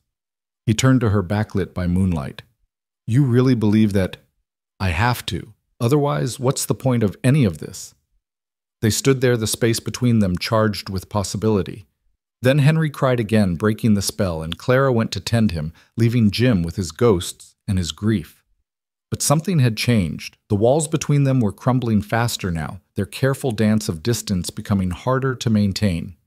Each day brought small intimacies, a hand on a shoulder, shared laughter over Henry's antics, comfortable silences that said more than words. One evening, 2 weeks after the bear incident, Clara was struggling to move a heavy pot on the stove when Jim appeared behind her, reaching around to help. For a moment they stood frozen, her back against his chest, his arms bracketing her. She could feel his breath on her neck, smell the leather and soap scent of him. "Sorry," he said, stepping back quickly. "Should have asked." "It's fine." She managed her heart racing. "Thank you." He retreated to the porch, his usual evening refuge, but Clara followed, bringing coffee. "Jim," she began, then stopped, uncertain how to voice what she was feeling. "I know," he said quietly. "I feel it too. What are we going to do about it?" "I don't know. You're still grieving Thomas. I'm not good husband material, Clara. The blindness is getting worse. I have nightmares. I have enemies who wouldn't hesitate to hurt you to get to me. I'm not asking you to be my husband," she said, though something in her chest twisted at the words. I'm saying there's something here. Between us." "Yes," he agreed. "There is. So what do? We take it slow. Day by day. See where it leads." He paused. "If that's what you want." "Is it what you want?" He looked at her. then his expression open and vulnerable in a way she'd rarely seen. I want a lot of things I probably shouldn't want, but yes, I want to see where this leads. Before Clara could respond, the sound of galloping horses made them both tense, but it was Tom Morgan who rode into view, his face grim. Jim, we've got trouble. Redmond's men hit the Johnson place, burned them out. They're at my place now, but they need help. Redmond's making his move. Jim was already reaching for his gun belt. How many men? At least a dozen, maybe more coming. Clara, pack what you and Henry need. You're going to the Morgans. No, she said firmly. This is our home. We're not running. Clara, I can shoot. Thomas taught me. I won't leave you to face this alone. Jim looked like he wanted to argue, but Tom interrupted. We don't have time. If she can handle a gun, we need everyone. Fine, but you and Henry stay in the cabin unless things go bad. Jim turned to Tom. Get word to any men you trust. If Redmond wants a war, he'll get one. As Tom rode off, Jim and Clara prepared for battle, checking weapons, securing the cabin. She put Henry in his cradle in the back room, surrounding him with pillows in case she had to move quickly. Whatever happens, Jim said, checking his rifle one last time. You take Henry and ride for the Morgans. Promise me. Only if you're dead, she said bluntly. Otherwise, we stand together. He grabbed her shoulders, his face intense. Clara, I can't lose you too. I can't. You won't. We're going to survive this, Jim. All three of us. He kissed her then, sudden and desperate, his lips hard against hers. It was nothing like the chaste kiss she'd shared with Thomas at their wedding. This was fire and need and fear all mingled together. When they broke apart, both breathing hard, he pressed his forehead to hers. Stay safe. You too. The sound of approaching riders ended the moment. Jim moved to the window rifle, ready. Clara took position at the other window, her own rifle steady despite her racing heart. Callahan. It was Barnes again, but this time with more men. Mr. Redmond's patience has run out. You've got one chance to leave peaceful-like. This is my land, Jim called back. Legal and proper. Tell Redmond he can go to hell. Have it your way. The first shot shattered the window near Clara's head. She ducked glass showering over her, then came up firing. The battle for Broken Creek had begun. The gunfire erupted like thunder across the valley, muzzle flashes lighting up the darkness like deadly fireflies. Clara pressed herself against the wall, feeling splinters of wood rain down as bullets tore through the cabin walls. Her hands were steady on the rifle, though her heart hammered against her ribs. Through the chaos, she could hear Henry crying in the back room, but she couldn't go to him, not yet. Jim was a deadly calm presence at the other window, picking his targets with methodical precision despite his failing eyesight. They're trying to flank us, he called out. Watch the left side. Clara swung her rifle toward the shadowy figures creeping along the corral fence. She fired, saw one man drop, felt a savage satisfaction that surprised her. These men had come to take their home, to destroy the fragile peace they'd built. She would not let them. How many tsh? She asked, reloading with fingers that had somehow memorized the motion. Too many, but Tom will bring help. Jim fired again, then ducked as return fire showered them with more debris. You're doing good, Clara, just keep them back.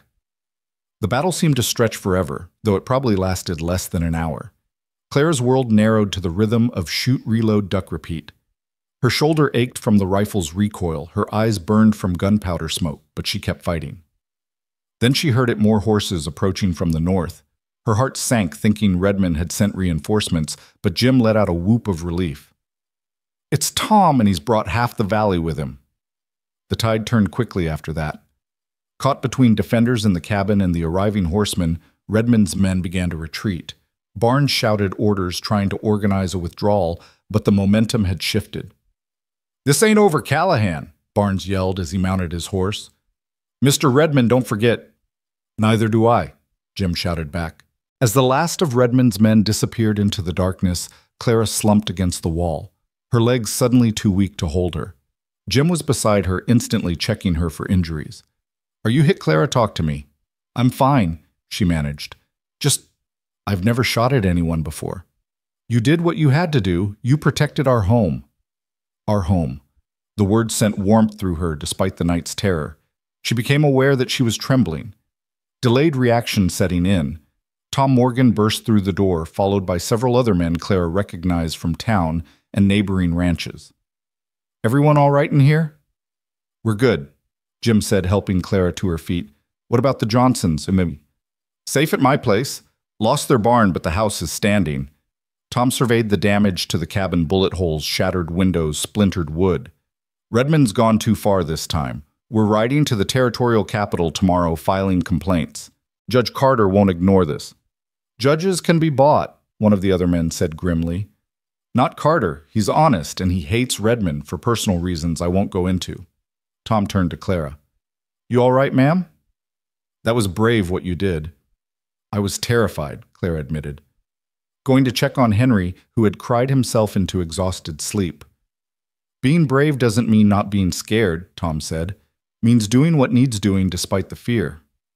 The men helped board up the windows and set watches for the night, though most believed Redmond wouldn't strike again so soon. Sarah Morgan arrived with the dawn, bringing food and her eldest daughter to help. "Oh, my dear," she said, embracing Clara. "Tom told me how you fought. I'm so proud of you." "I didn't have a choice." "We always have choices. You chose to stand and fight for your home. That matters." The women worked together cleaning up glass and debris while the men made more permanent repairs. By midday, the cabin was functional, if scarred. Jim had barely left Clara's side, as if afraid she might disappear if he looked away too long. "You need to rest," he said as she swept up more glass. "You were up all night." "So were you." "I'm used to it. You're not." She put down the broom, studying his face. There was something different in how he looked at her now, an intensity that made her skin warm. "Jim, about last night, the kiss. I'm sorry if I overstepped." "You didn't." She moved closer, lowering her voice so the others wouldn't hear. "I wanted you to kiss me. I've been wanting it for weeks." His breath caught. "Clara, you don't know what you're saying. The fear, the adrenaline, it confuses things." "No, it clarifies things. When those men were shooting at us, all I could think was that we might die without exploring this thing between us." "You're still in mourning." "My mourning ended the day Thomas hit me in front of our son. Maybe before that." She reached up, touching the scar near his temple. "We're not the same people we were before life broke us, Jim. Maybe that's okay. Maybe we can be new people together."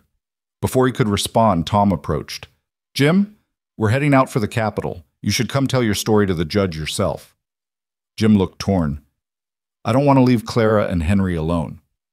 "I'll stay with them," Sarah offered, "along with my eldest. We'll be fine." "Go," Clara urged. "This needs to be settled legally, or it'll never end." Jim reluctantly agreed, though he pulled Clara aside before leaving. "If anything happens, anything at all, you take Henry and get to town. There's money hidden in a jar behind the loose board in my room. Enough to get you somewhere safe." "Nothing's going to happen. Promise me." "I promise. Now go before I kiss you in front of everyone and really give them something to talk about." A smile tugged at his lips, the first real smile she'd seen from him. It transformed his face, making him look younger, lighter. "You're a dangerous woman, Clara Jennings. You have no idea." He rode off with the other men, looking back twice before disappearing over the ridge. Clara watched until he was gone, her hand pressed to her chest where her heart beat too fast. "You love him," Sarah said matter-of-factly beside her. "I barely know him." "Sometimes that doesn't matter. Sometimes souls recognize each other regardless of time." Sarah linked their arms. "Come, let's make this place so nice he'll be amazed when he returns." The 3 days Jim was gone felt like 3 weeks. Clara threw herself into work, scrubbing every inch of the cabin, baking bread, tending the garden with fierce determination. Sarah and her daughter Mary helped, chattering constantly, filling the silence Clara might have brooded in otherwise. On the second night, after the children were asleep, Sarah and Clara sat by the fire, sharing a pot of tea. "Can I ask you something personal?" Clara ventured. "Of course, dear." "How did you know Tom was the one that you wanted to spend your life with him?" Sarah smiled, remembering. "He made me laugh when I thought I'd forgotten how. I'd been engaged before to a very proper gentleman in Boston. He died of consumption, and I thought my chance at happiness died with him. Then I met Tom at a church social, and he told the worst joke I'd ever heard. I laughed until I cried, and I knew right then I wanted to keep laughing with him forever. Jim doesn't laugh much. But when he does, you feel it, don't you? Like you've earned something precious. Clara nodded, thinking of his smile that morning.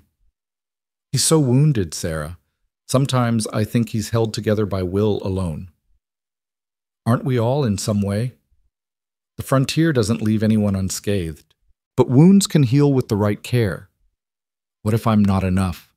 What if he needs more than I can give? Sarah took her hand. Love isn't about being enough. It's about being present, being willing to try. From what I've seen, you're both doing that. On the third afternoon, Clara was in the garden when she heard horses. Her heart leaped, but it wasn't Jim. It was a stranger, well-dressed and riding alone. He stopped at the gate, removing his hat politely. Mrs. Jennings, my name is Harold Cartwright. I'm an attorney representing Mr. Josiah Redmond. Clara's hand moved to the rifle she'd learned to keep close. State your business quickly, Mr. Cartwright. I'm here with an offer. Mr. Redmond regrets the recent unpleasantness. He's prepared to make a very generous offer for this property, enough for you and Mr. Callahan to start fresh somewhere else, somewhere safer. This land isn't for sale. $20,000, Mrs. Jennings, cash. Think what that money could mean for your son's future. It was an astronomical sum, more than most people saw in a lifetime. Clara felt the weight of it, the temptation. They could go anywhere, be anyone, never worry about money again. The land isn't mine to sell, she said finally. And even if it were, my answer would be no. Cartwright's expression hardened. Mr. Redmond is trying to be reasonable. The alternative is less pleasant. Is that a threat? It's a reality. This land will be his one way or another. The only question is whether you and Mr. Callahan profit from it or that don't. Get off this property now or I'll shoot you where you stand. He studied her for a moment, then replaced his hat. You're making a mistake, Mrs. Jennings. I hope you don't regret it. After he left, Clara's hands shook as she told Sarah what had happened. The older woman's face went pale. 20,000, Lord have mercy. Redmond must want this land badly. Oh, why, it's good land, but not worth killing for. Unless there's something here we don't know about, minerals may be gold. Clara thought about the creek always running clear and cold and wondered what secrets the land might hold. But it didn't matter. This was home now, the first real home she'd had since her parents died. She wouldn't let Redmond take it. Jim returned at sunset dusty and tired, but victorious. Judge Carter issued an injunction, he announced, sliding from his horse. Redmond has to cease all harassment and pay damages for the Johnsons' barn. If he violates the order, Carter will send federal marshals. Clara ran to him without thinking, throwing her arms around his neck. He caught her holding her tight, and for a moment they just stood there, wrapped in each other. I missed you, she whispered against his neck. God, Clara, I missed you too. 3 days felt like 3 years. Ahem, Sarah coughed delicately. Perhaps Mary and I should be getting home. They broke apart, Clara blushing, but Jim kept one arm around her waist. Thank you for staying with them, Sarah. My pleasure. Though I think Clara had things well in hand. You should ask her about Redmond's lawyer. After the Morgans left, Clara told Jim about Cartwright's visit. His expression darkened with each word. 20,000? He repeated, thoughtful. That's not just wanting good grazing. That's desperate. What do you think he knows? I don't know, but I mean to find out. He looked down at her, his arm still around her waist. You could have taken it, the money, started over somewhere safe with Henry. Without you. You don't owe me anything, Clara. She pulled back to look at him properly. When are you going to understand this isn't about owing? I'm here because I want to be. Because this feels like home. Because you feel like... She struggled for words. Like what? Like the future I didn't know I could have. He cupped her face in his hands, thumbs tracing her cheekbones. Clara, I'm falling in love with you. No, that's not right. I've already fallen. Completely. Jim, I know it's too soon. I know you might not feel the same. But after the other night when we were fighting together, I realized I don't want to waste any more time on maybes and some days. I love you too. she said simply. It terrifies me, but I do. He kissed her, then soft and sweet, nothing like the desperate kiss before the battle. This was a promise, a beginning, a choice made in peace rather than fear. When they parted, both breathing unsteadily, Clara laughed shakily. What are we going to do now? Now we figure out how to be together, properly, if you'll have me. Are you asking me to marry you, Jim Callahan? I'm asking if you'd consider it when you're ready, when it feels right. He pressed his forehead to hers. I know it's complicated with Henry, with your mourning period not properly over. Thomas has been dead to me far longer than 3 months, Clara interrupted. And Henry needs a father, a real father who'll teach him to be a good man. I don't know anything about being a father. You knew enough to make him a cradle, to hold him when he cried, to protect him with your life. She took his hands. That's more than Thomas ever did. They went inside together, checking on Henry, who slept peacefully unaware of how his world was changing. Jim made dinner while Clara set the table, moving around each other with new awareness, hands brushing, glances lingering. There's something else, Jim said as they ate. Judge Carter told me something interesting. Seems Redmond's been buying up water rights all over the territory, but specifically in this valley. Carter thinks he knows something, maybe has information from the railroad surveys about future routes. The railroad's coming here. Maybe. If it does, this land would be worth 50 times what he offered today. Clara absorbed this information. So we keep fighting. We keep fighting. He reached across the table, taking her hand. Together. That night, Clara lay awake thinking about the future. She could hear Jim moving around in his room, probably unable to sleep either. The wall between them seemed thinner, now less necessary. How long before it came down entirely? The answer came sooner than expected. A week later, Clara woke to Henry's cries in the middle of the night. She went to him, but he wouldn't settle his little face red with distress. He's burning up, she called to Jim, who appeared instantly in the doorway. Jim felt the baby's forehead, his expression grave. Fever. We need to cool him down. They worked together through the night, bathing Henry in cool water, trying to get him to nurse walking him when he cried. The fever raged on, and Clara felt panic rising. We need a doctor, she said desperately. Nearest one is 2 days away. By the time we get there, Jim didn't finish, but they both knew what he meant. There has to be something. Jim was quiet for a moment, then said, Sarah Morgan knows healing, some herbs, old remedies. It's worth trying. Then go ride fast, he hesitated. I don't want to leave you alone. Go.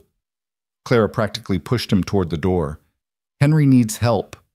Jim rode off into the darkness while Clara continued her vigil. She prayed as she hadn't prayed since her parents died, making bargains with God, promising anything if Henry would just be okay. Sarah arrived with the dawn bag of remedies in hand. She took one look at Henry and got to work mixing tinctures, applying poultices, murmuring words that might have been prayers or incantations. Will he be all right? Clara asked, voice breaking. He's strong, Sarah said carefully. And you caught it early. We'll do everything we can. The day passed in a blur of treatments and worry. Jim never left Clara's side except to fetch what Sarah needed. His presence was solid, comforting his hand, finding hers whenever she started to panic. By evening, Henry's fever broke. He nursed weakly but steadily, and his color improved. Clara sobbed with relief, and Jim pulled her against him, his own eyes wet. He's going to be fine, Sarah said, exhausted but smiling. Children are resilient, but you two look worse than he does. Rest. I'll watch him. Clara protested, but Jim led her to the other room. Sarah's right. You're dead on your feet. I can't leave him. You're not leaving him. You're in the next room getting strong for when he needs you. He guided her to the sofa, sitting beside her. Rest just for a little while. She leaned against him, too tired to maintain any distance. I was so scared. So was I. You love him, she said, realizing it fully for the first time. Henry, you love him like he's yours. He is mine in every way that matters. You both are if you'll let me claim you. Yes, she whispered. Yes, we're yours. She fell asleep against his shoulder, and when she woke, she was in her bed covered with a quilt. Through the door, she could hear Jim talking softly to Henry, telling him a story about brave knights and beautiful princesses. Her heart swelled with love so intense it almost hurt. Henry recovered quickly, as children do, and life returned to normal, or what passed for normal in their strange situation. But something had shifted during that night of fear. The pretense of separate lives had dissolved. They were a family now in every way but law. "Marry me," Jim said one evening apropos of nothing. They were sitting on the porch, Henry playing with the wooden horse the Morgans had given him. "Jim, I know it's only been 2 months since you arrived. I know people will talk, but I almost lost you both to Redmond's men, almost lost Henry to fever. I don't want to waste any more time. My mourning period. Do you mourn him really?" Clara thought about it honestly. "No. I mourn who he used to be, who he could have been, but not who he was at the end. Then why wait, unless you need more time to be sure about me?" She moved to sit beside him, taking his face in her hands. "I'm sure. I've been sure since you stood between us and danger without hesitation. Since you held Henry through his fever. Since you gave me choice when I had none. So you'll marry me?" "Yes. Tomorrow, if you want." He laughed, the sound rich and wonderful. "Sarah would never forgive us if we didn't let her plan something. Next week?" "Next week," Clara agreed and sealed it with a kiss that promised forever. The wedding was small but perfect. Tom Morgan stood as Jim's witness, Sarah as Clara's. The traveling preacher who came through monthly performed the ceremony in the cabin's main room with wildflowers. Clara had picked decorating every surface. Jim had ridden to town the day before and returned with a simple gold band and a dress for Clara blue cotton with tiny flowers embroidered on the collar. "It's not fancy," he'd said apologetically. "It's perfect," Clara had assured him, and meant it. Henry, dressed in a tiny shirt Sarah had sewn, was passed between the Morgan children during the ceremony, babbling happily. When the preacher pronounced them man and wife, Jim kissed Clara with such tenderness that Sarah audibly sniffled. "No more Jennings," Jim whispered against her lips. "You're Clara Callahan now." "Clara Callahan," she repeated, loving how it sounded. "Mrs. James Callahan." The Morgans had brought food, and other neighbors arrived throughout the day to wish them well. Even some of the men from town came, having heard about the wedding. It was a celebration of not just their union, but their survival, their defiance of Redmond's attempts to drive them out.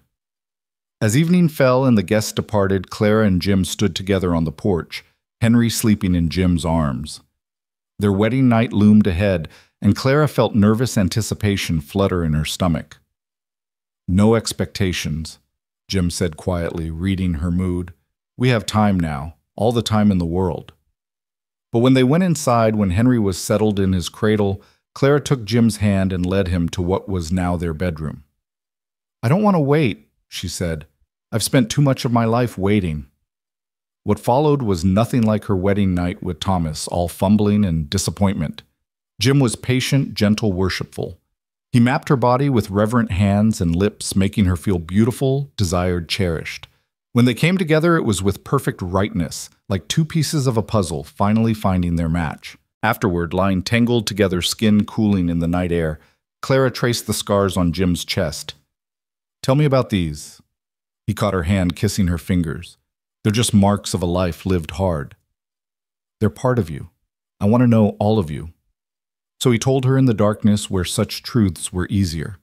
About battles and wounds, about friends lost and enemies killed. About the farmhouse in Virginia that haunted him still. About Lizzie and the baby who'd never drawn breath. About the loneliness that had nearly consumed him before she'd appeared on that auction platform. In turn, Clara told him about her parents' death, about the fear of being alone in the world. About meeting Thomas and thinking she'd found safety only to discover a different kind of danger. About the night Thomas died and the guilt that followed. "We're quite a pair," Jim said when their confessions were done. "Two broken souls trying to make something whole." "We're not broken," Clara corrected. "We're survived. There's a difference." He rolled to face her, barely visible in the moonlight filtering through the window. "How did you get so wise?" "By surviving," she said simply, then kissed him again because she could now, because he was hers and she was his. They made love again, slower this time, learning each other's rhythms and responses. When exhaustion finally claimed them, they slept entwined, no longer two separate people, but one unit, one family, one future. Clara woke to sunlight and Jim's lips on her shoulder. "Morning, Mrs. Callahan." "Morning, Mr. Callahan." She stretched luxuriously, feeling muscles she'd forgotten existed. "Is Henry?" "Still sleeping. We have a few minutes." Those few minutes stretched deliciously until Henry's morning summons interrupted. Clara rose, pulling on her nightgown, while Jim watched from the bed with such contentment on his face it made her heart skip. "I'll start breakfast," she said. "I'll help after I get dressed. Can't have you seeing me cook naked on our second day of marriage. Got to maintain some mystery." She laughed, throwing his pants at him. Too late for Mystery Cowboy. Their easy banter continued through breakfast, a new lightness between them. The physical intimacy had broken down the last walls, leaving them comfortable in a way they hadn't been before. "I need to check the fence lines today," Jim said. "Want to come? We can take Henry." "I'd like that." They rode out together, Clara on Rosie with Henry in a sling across her chest. Jim on his black stallion he'd named Midnight. The day was perfect warm, but not hot, with a breeze carrying the scent of pine and wildflowers. "This is all ours?" Clara asked, surveying the expanse of land. "Every acre. Fought for it, bled for it, and now I have someone to share it with." He reached over, taking her hand. "Makes it worth so much more."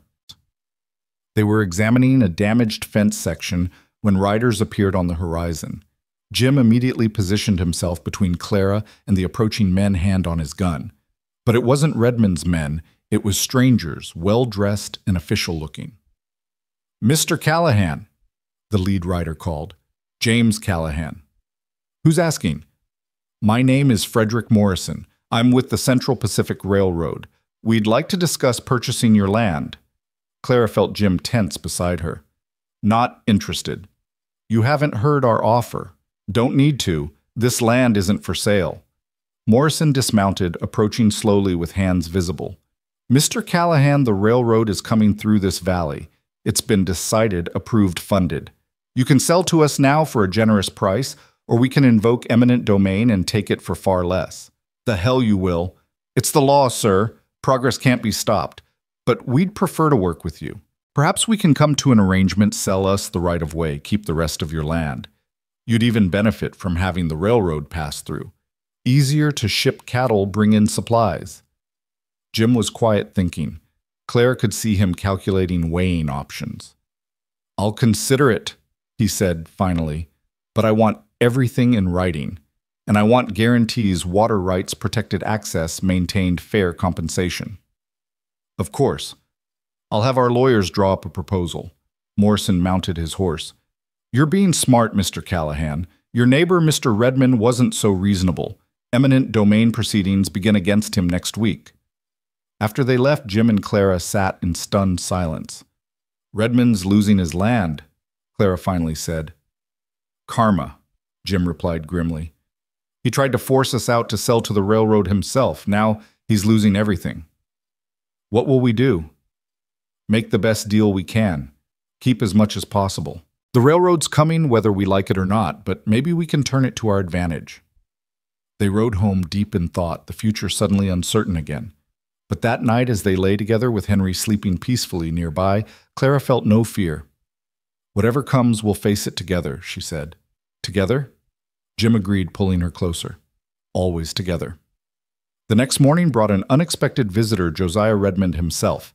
He sat his horse at their gate alone, looking older and smaller than Clara had imagined. "Callahan?" he called. "I come in peace. Need to talk." Jim emerged, rifle in hand, but not raised. "Talk." "Railroad's taking everything, every damned acre. Life's work gone." Redmond's voice was bitter, but defeated. "Morrison tell you about the deal?" "He mentioned it." "You're smarter than me, Callahan. Always were. I let greed blind me, and now I've lost it all." He shifted in his saddle. "I came to apologize, and to warn you. Morrison seems fair, but the railroad doesn't care about anything but profit. Watch yourself." "Why tell me this?" "Because I may be a bastard, but I'm a rancher first. What they're doing to me, they'll do to you if you're not careful. And because, he paused, seeming to struggle with the words, because your wife there showed more courage defending your land than I've shown in years, made me think about what really matters. He tipped his hat to Clara. Ma'am, I'm sorry for the trouble I caused you. Then he rode away, leaving them stunned on their porch. Did that just happen? Clara asked.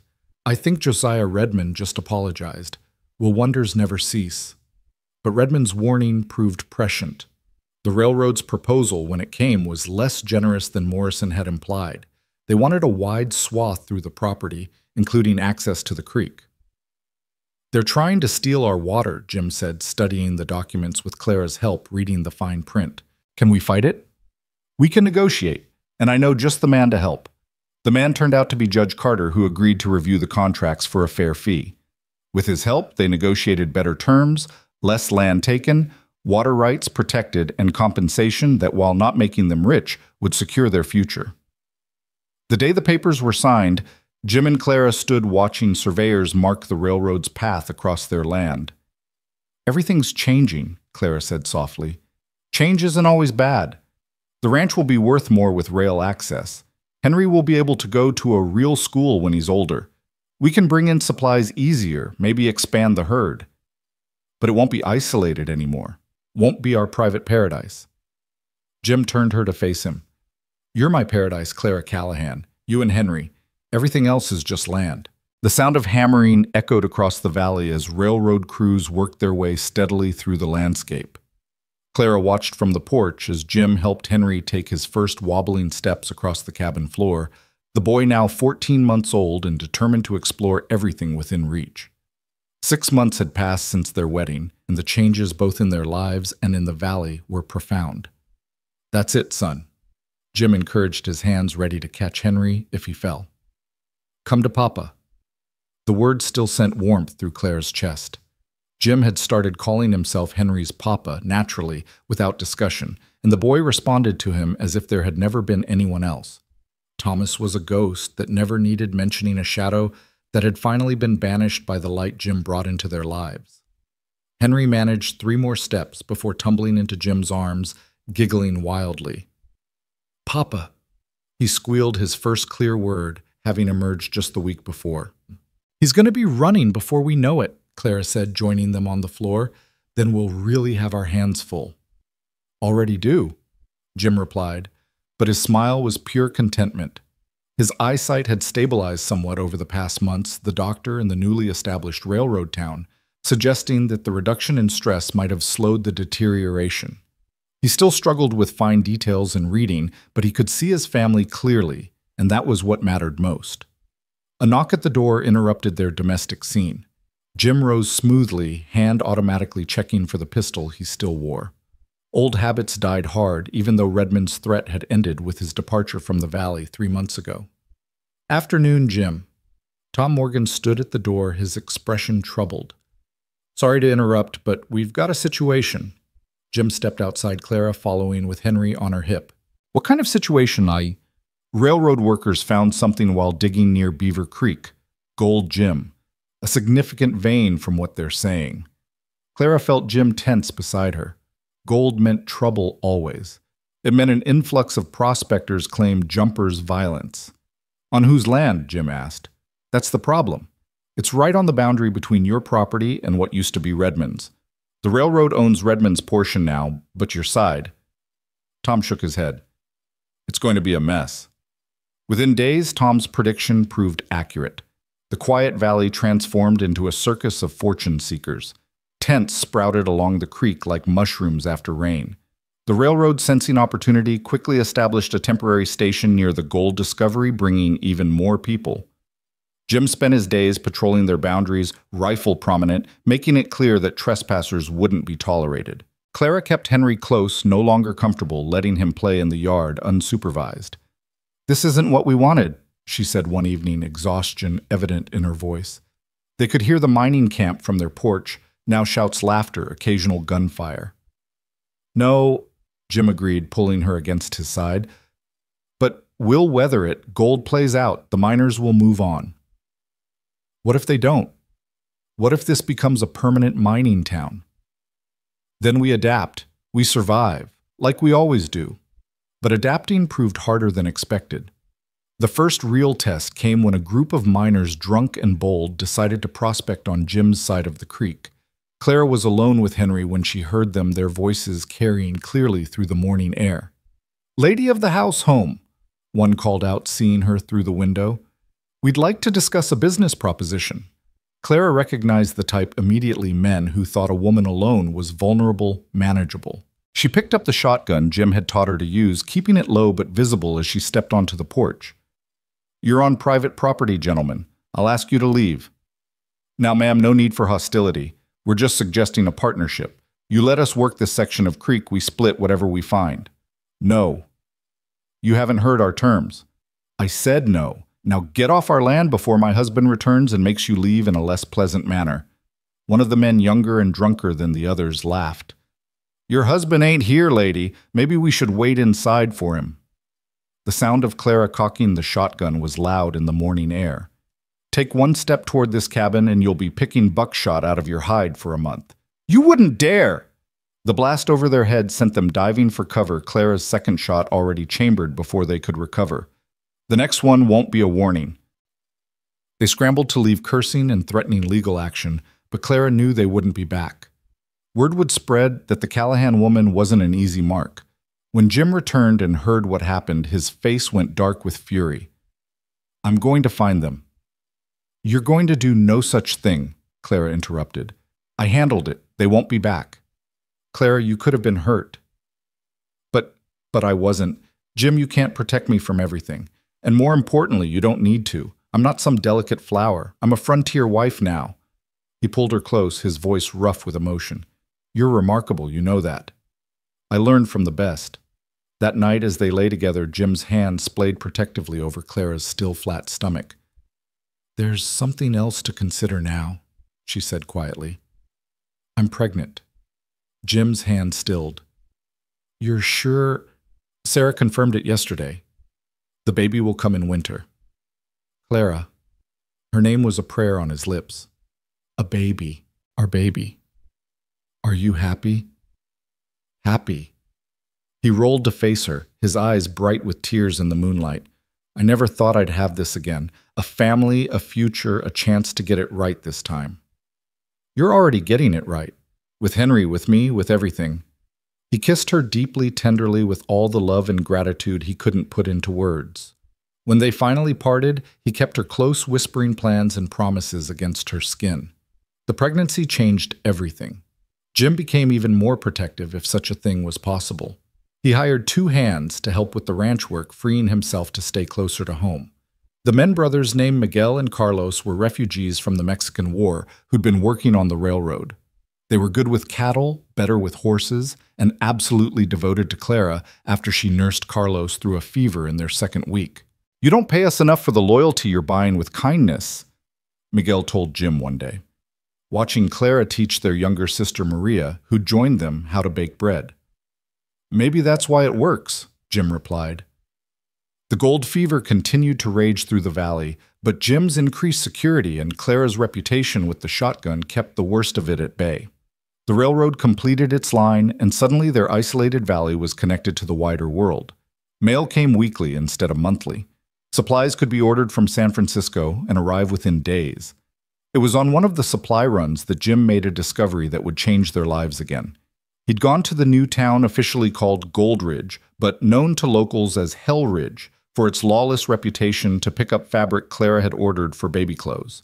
At the postal office, a letter waited forwarded from multiple addresses over many months. Jim stared at the handwriting, his heart stopping. He knew that hand, though he'd never expected to see it again. With trembling fingers, he opened the letter. "Dear James," it read, "if this letter finds you, it will be a miracle. I've been searching for you since the war ended. I survived, though I know you were told otherwise. Our daughter survived. We need you. Please, if you receive this wire immediately to the address below. All my love, Elizabeth." The world tilted. Jim gripped the counter, his legs suddenly weak. Alive. Lizzie was alive. And a daughter. "You all right, Mr. Callahan?" the postmaster asked, concerned. "I need to send a telegram," Jim managed. "Immediately." He sent the wire with shaking hands, then stumbled outside his mind, reeling. How was this possible? He'd seen the death certificate, had visited the graves. Someone had lied. But why? The ride home was a blur. Jim's thoughts churned with implications, complications, impossibilities. Clara. God, how could he tell Clara, his pregnant wife, the woman who'd saved his soul, who trusted him completely? Clara knew something was wrong the moment he walked in. What happened? Jim handed her the letter wordlessly, watching her face as she read. The color drained from her cheeks, her free hand moving protectively to her stomach. Your wife is alive, she said flatly. I don't understand it. I was told she died. They showed me graves. Your wife is alive, Clara repeated, and you have a daughter. Clara, I swear I didn't know. I believe you. She sank into a chair, the letter falling from numb fingers. What are you going to do? I don't know. Yes, you do. You're going to go to her, to them. Clara, she's your wife, Jim, your real wife, and there's a child. Your child. You're my wife, you and Henry, and the baby you're carrying, you're my family. Clara looked at him with such pain in her eyes it nearly broke him. But we're not your first family. And if she's alive, then our marriage... She couldn't finish the sentence. I'm not leaving you. You have to at least see her, talk to her, find out what happened. Clara stood squaring her shoulders in that way she had when facing something difficult. You owe her that much. You owe your daughter that much. The next days were agony. Jim sent telegrams back and forth with Elizabeth, learning pieces of the story. She'd been critically ill after childbirth but had survived. Her father, who'd never approved of Jim, had told him she'd died hoping he'd disappear. She'd been told Jim had died in the war. By the time she learned the truth, Jim had vanished west. She'd been searching ever since. I have to go to her, Jim told Clara one evening as they sat on the porch, the weight of decision heavy between them. To explain. To see my daughter. To sort out the legal complications. I know. Come with me. Clara shook her head. This is something you need to do alone. Henry and I will be fine here with Miguel and Carlos. Clara, I love you. That won't change no matter what I find in Chicago. You loved her first. Maybe you still do. It's different. Jim? She took his face in her hands, forcing him to meet her eyes. Go. Find out what's real, what's possible. Then come back and tell me. We'll figure out the rest together. He left the next morning, taking the train from Goldridge. Clara stood on the platform with Henry in her arms, maintaining her composure until the train disappeared from view. Only then did she allow herself to cry Maria's arm around her shoulders, the only thing keeping her upright. He'll come back, Senora, Maria said softly. A man doesn't look at a woman the way he looks at you and not come back. But Clara wasn't sure. Elizabeth had been his first love, the mother of his child. How could she compete with that history, that connection? The weeks Jim was gone were the longest of Clara's life. She threw herself into work preparing for winter and the baby. The ranch ran smoothly under Miguel's supervision, but the heart had gone out of it for Clara. Every sunset she watched alone, every meal without Jim's presence, every night in their empty bed reminded her of what she might be losing. Letters came brief and factual. Jim had arrived safely. He'd met with Elizabeth. He'd seen his daughter Rebecca, now 5 years old. Legal consultations were ongoing. Each letter was like a knife providing information, but no comfort, no declaration of intent. Sarah Morgan visited frequently, offering support without judgment. Whatever happens, you're strong enough to handle it, she assured Clara. What if I'm not? What if this breaks me?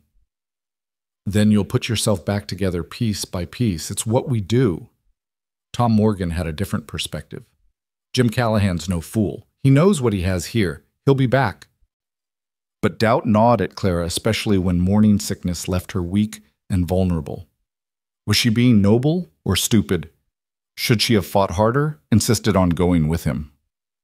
One afternoon, 6 weeks after Jim's departure, Clara was working in the garden when she heard a horse approaching. Her heart leaped, but it wasn't Jim. It was a woman elegantly dressed, despite the dust of travel, with a young girl seated in front of her. Clara knew immediately who they were. Elizabeth Callahan was beautiful in a porcelain dollway with golden hair and delicate features. The child was Jim's, without question, the same gray eyes and determined chin. Mrs. Callahan, Elizabeth's voice was cultured Eastern. I'm Elizabeth. We need to talk. Clara stood slowly, acutely aware of her dirt-stained dress and work-roughened hands.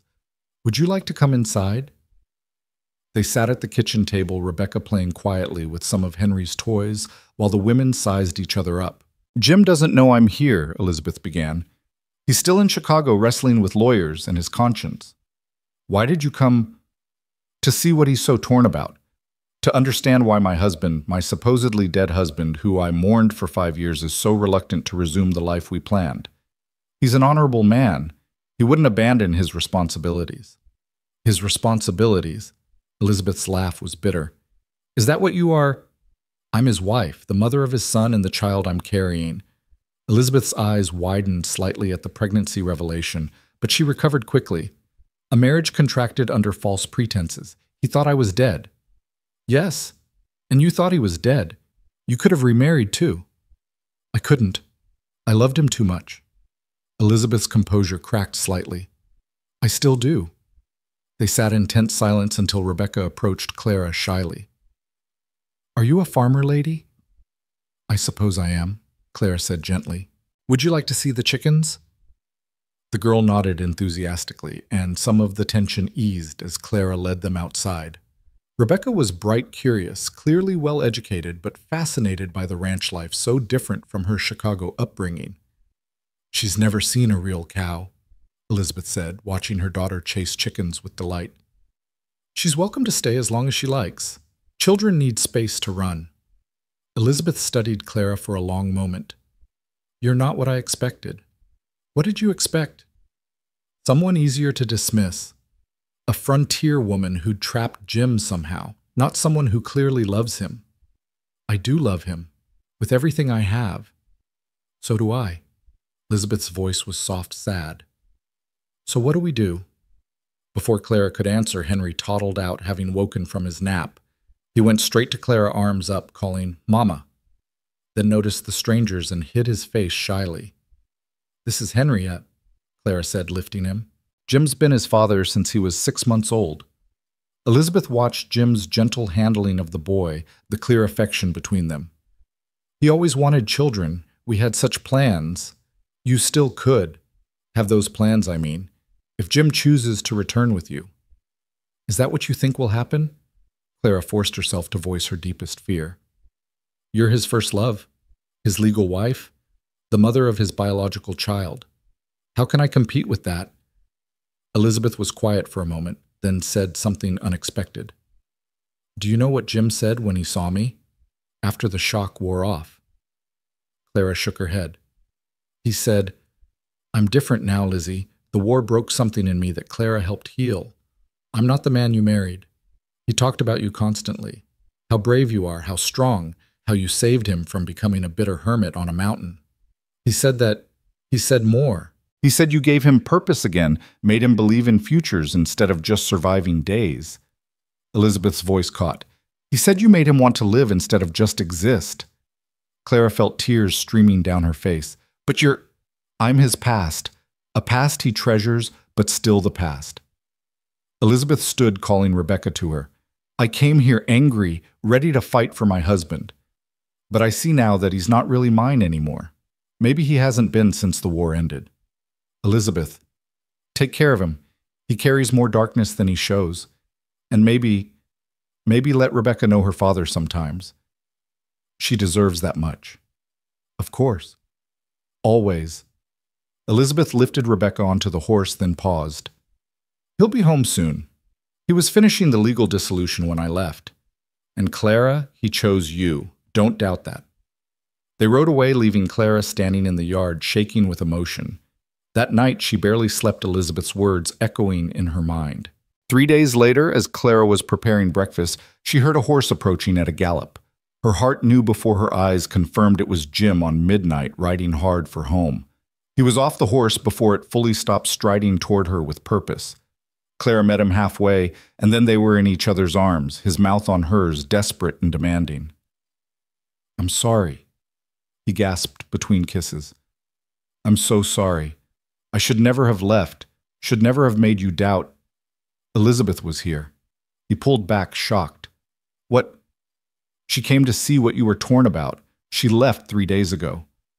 What did she say? That you chose me. Did you... Clara. He cupped her face in his hands, his eyes intense. I chose you the moment you stood up to those miners with a shotgun. I chose you when you read Lizzie's letters to me without jealousy. I chose you when you sent me to Chicago knowing I might not come back. I choose you every morning when I wake up grateful you're beside me. But Rebecca, Elizabeth agreed to bring her for visits. Summers, maybe. She needs to know her father, but she also needs the stability of the life Elizabeth's built in Chicago. It's better this way. Are you sure? I've never been more sure of anything. He pressed his forehead to hers. You're my wife, Clara Callahan, the only wife I want, the only future I can imagine. The baby. Our baby, mine and yours. Just like Henry is mine blood or not. He dropped to his knees, pressing his face against her still small belly. This is my child, Clara. Our child. She ran her fingers through his hair, tears falling freely. Welcome home. He stood kissing her again, then noticed the changes around the ranch, new fencing, an expanded garden, a larger chicken coop. You've been busy. I couldn't just sit and pine, though I did that too. I'm sorry I was gone so long. The legal matters were complicated. Are they resolved? Yes. The marriage was annulled based on fraudulent death reports. I'm legally free. We can remarry if you want to make sure everything's proper. Clara laughed shakily. Jim Callahan, are you proposing to me again? Every day for the rest of our lives, if you'll let me. They were interrupted by Henry toddling out, shrieking, Papa, Papa! And launching himself at Jim's legs. Jim scooped him up, tossing him in the air to delighted squeals. I missed you, little man, Jim said, settling Henry on his hip. Did you take care of Mama for me? Henry nodded solemnly, then patted Jim's face. Papa home. Papa's home for good. That evening, after Henry was asleep and they'd caught up on ranch business, Jim and Clara sat on their porch watching the sunset. The mining camp noise had diminished, the easily accessible gold was playing out, and many miners had moved on. The valley's changing, Clara observed. Everything changes. But this, Jim gestured between them, this is constant. Is it? Can we be sure? He took her hand, threading their fingers together. I talked to a lot of lawyers in Chicago, read a lot of documents. You know what I learned? That legal marriages don't mean much if the heart's not in them, and that sometimes the truest marriages have nothing to do with papers. So what makes a true marriage? Choice. Waking up every day and choosing to face whatever comes together, choosing to build something despite the broken pieces you started with, choosing love over fear, trust over doubt. Then we have a true marriage, the truest I know. As if to seal the sentiment, the baby moved for the first time a flutter that made Clara gasp. Jim's hand immediately covered hers on her belly. Was that? Yes, our baby saying hello. They sat in peaceful silence, hands joined over the new life they'd created, watching stars emerge in the darkening sky. The cabin behind them glowed with lamplight, warm and welcoming. The ranch spread around them, hard-won and deeply loved. Their son slept safely in his bed, their unborn child grew beneath their joined hands, and they had each other. I used to think my life ended when Lizzie died, Jim said quietly, that I was just marking time until my own death. Then you appeared on that platform, proud and unbroken, despite everything, and something in me recognized something in you. Two survivors who might build something from survival. Have we built something? Look around, Clara. We've built a life, a good one. She leaned against him, feeling the solid warmth of his presence. It hasn't been easy. The best things never are. A coyote howled in the distance, and somewhere in the mining camp someone fired a celebratory shot. But on the porch of Broken Creek Ranch, peace reigned. Tell me about Rebecca, Clara said. What's she like? Jim smiled. Smart as a whip, stubborn, Asks endless questions. Reminded me of someone else I know. I'd like to meet her properly when she visits. She'll love you. And Henry, she's always wanted a brother. She'll have two, or a brother and sister. A real family. We're already a real family, Jim. Blood doesn't make family. Choice does. Love does. He kissed her temple. How did you get so wise? I had a good teacher. They stayed on the porch until full darkness fell, then went inside together. As they prepared for bed, Clara watched Jim moving around their room with easy familiarity, and her heart swelled with gratitude that he'd come home. I forgot to ask, she said as they settled into bed. What did you tell Elizabeth? When you said goodbye.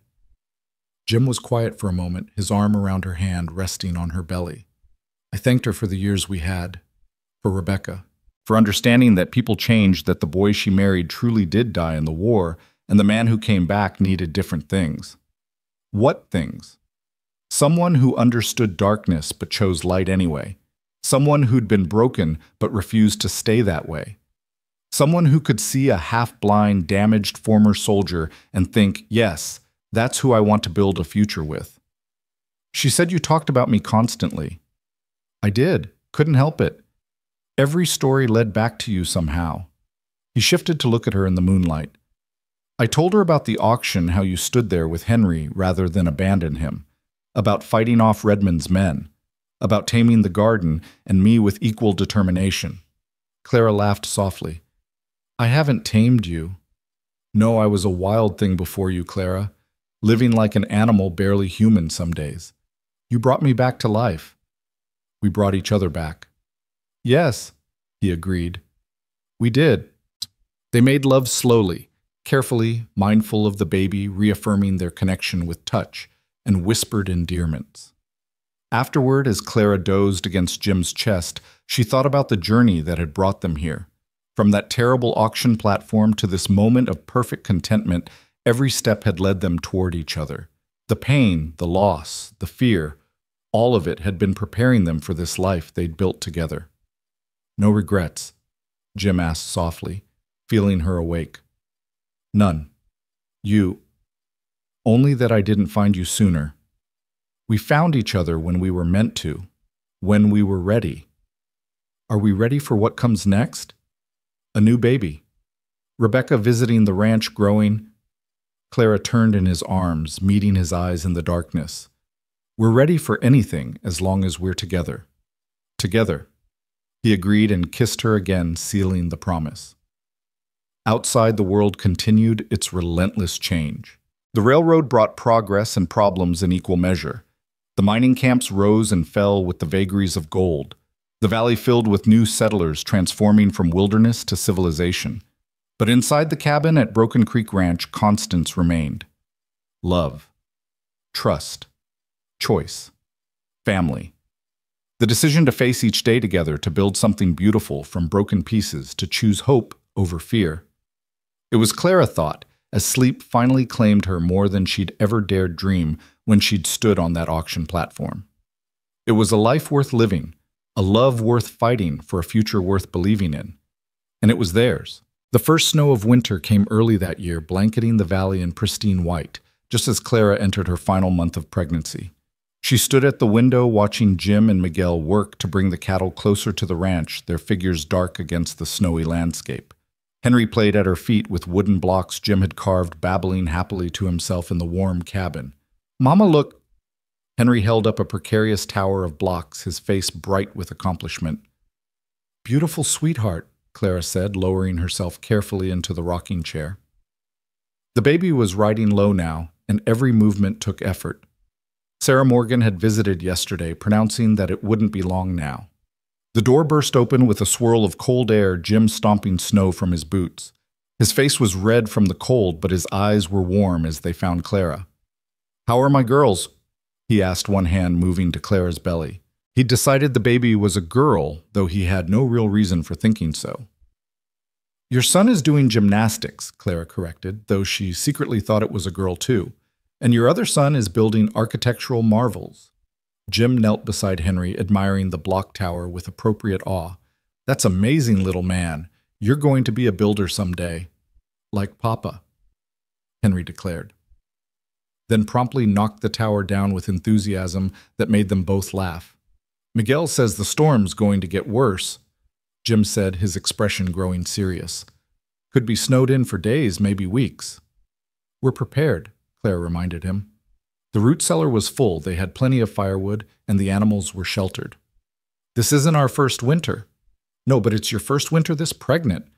I want Sarah here when the baby comes. Babies come when they're ready, not when it's convenient. My mother delivered me during a blizzard with no help but my father. Your mother was a brave woman. Her daughter's no coward either. Jim kissed her forehead.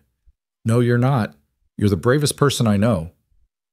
That evening, as the predicted storm began to build, they received an unexpected visitor. Through the driving snow came a lone rider hunched against the wind. Jim grabbed his rifle but relaxed when he recognized the figure.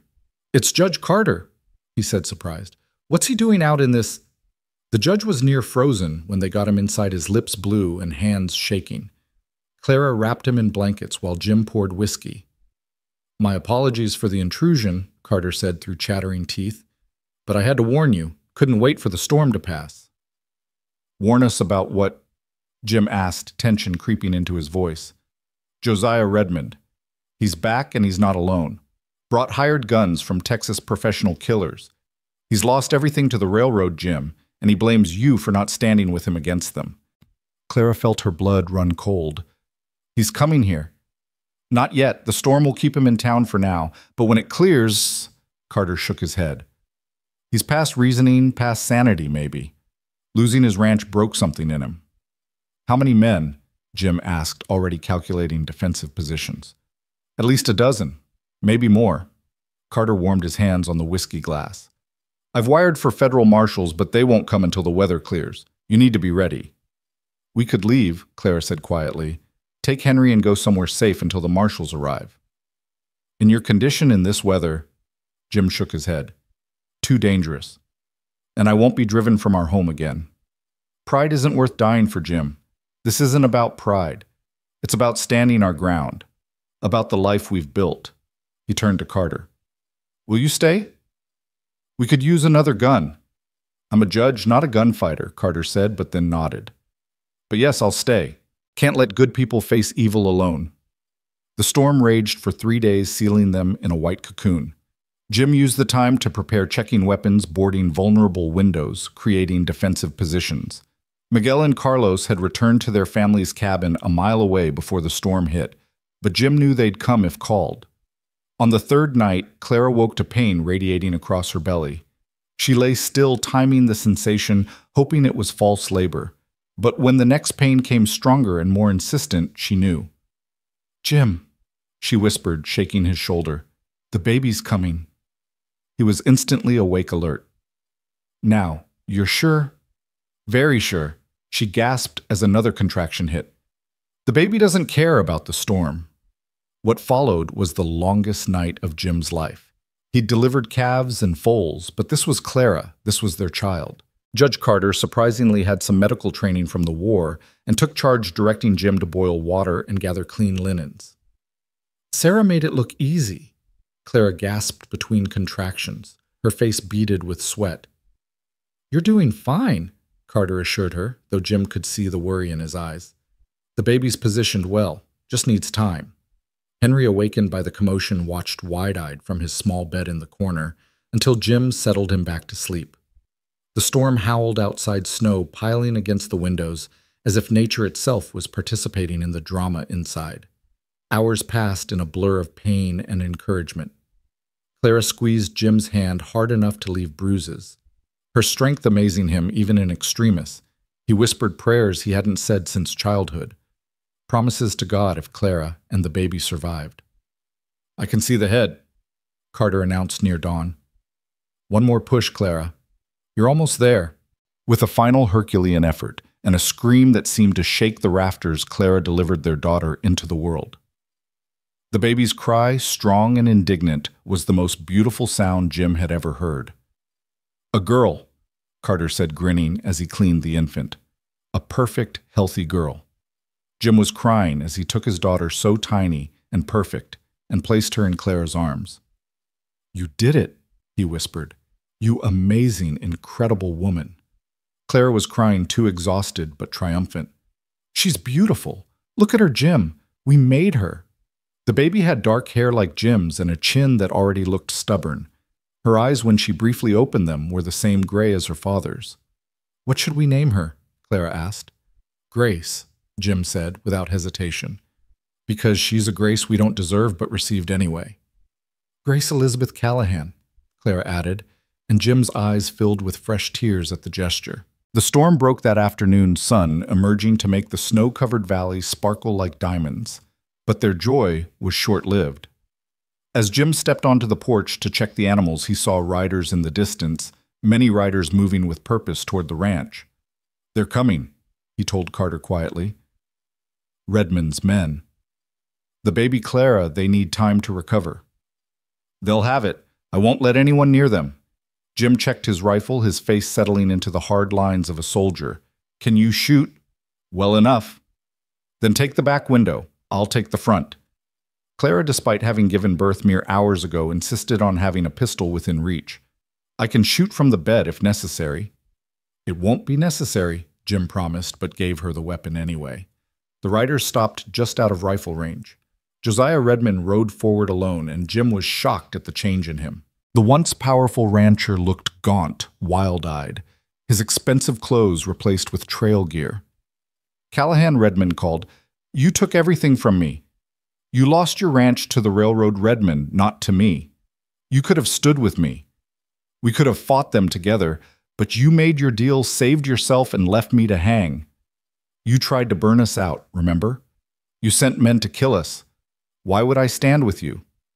Because we're ranchers. We should have stood together against the real enemy." Jim could see the madness in Redmond's eyes, the complete break from reality. This wasn't going to end with words. "I've got a newborn baby in here, Redmond, a woman who just gave birth. Whatever grievance you have with me, they're innocent." "My wife was innocent too," Redmond screamed. "But she killed herself when we lost everything, hung herself in what used to be our bedroom while I was in town begging for credit. So don't talk to me about innocence." The revelation stunned Jim. He hadn't known about Mrs. Redmond, a quiet woman who'd rarely been seen in town.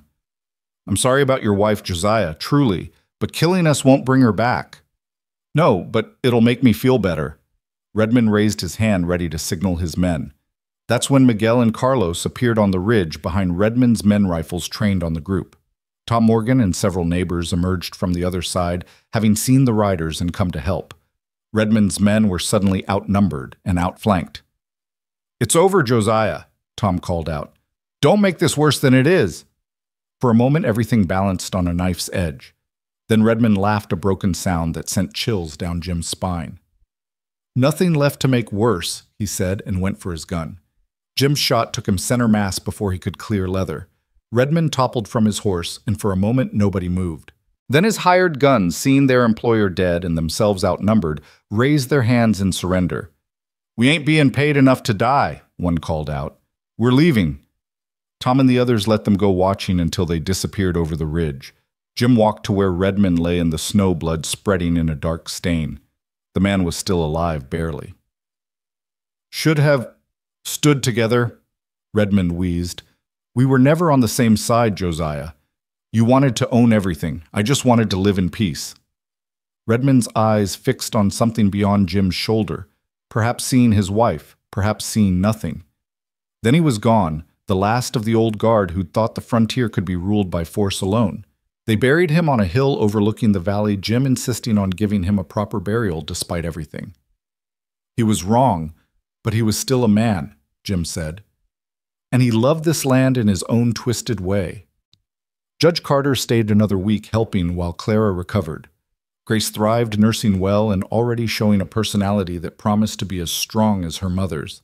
Henry was fascinated by his baby sister, constantly wanting to hold her to show her things. "Papa, baby, see?" he'd ask, holding up toys to Grace's unfocused eyes. "She's too little to see much yet," Jim explained patiently.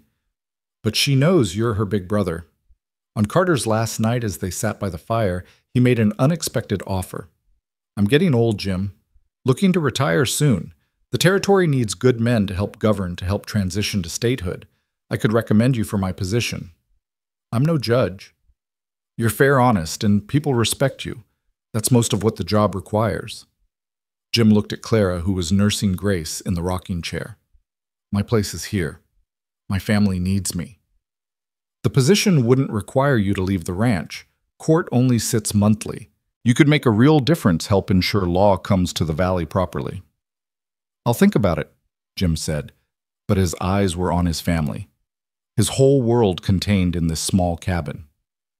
After Carter left, life settled into new rhythms. Grace was an easy baby, content to sleep and eat, so different from Henry's colicky early months. Clara recovered quickly, her strength returning with the determined resilience that never ceased to amaze Jim. Spring came early that year, melting the snow and revealing the damage from the winter storms.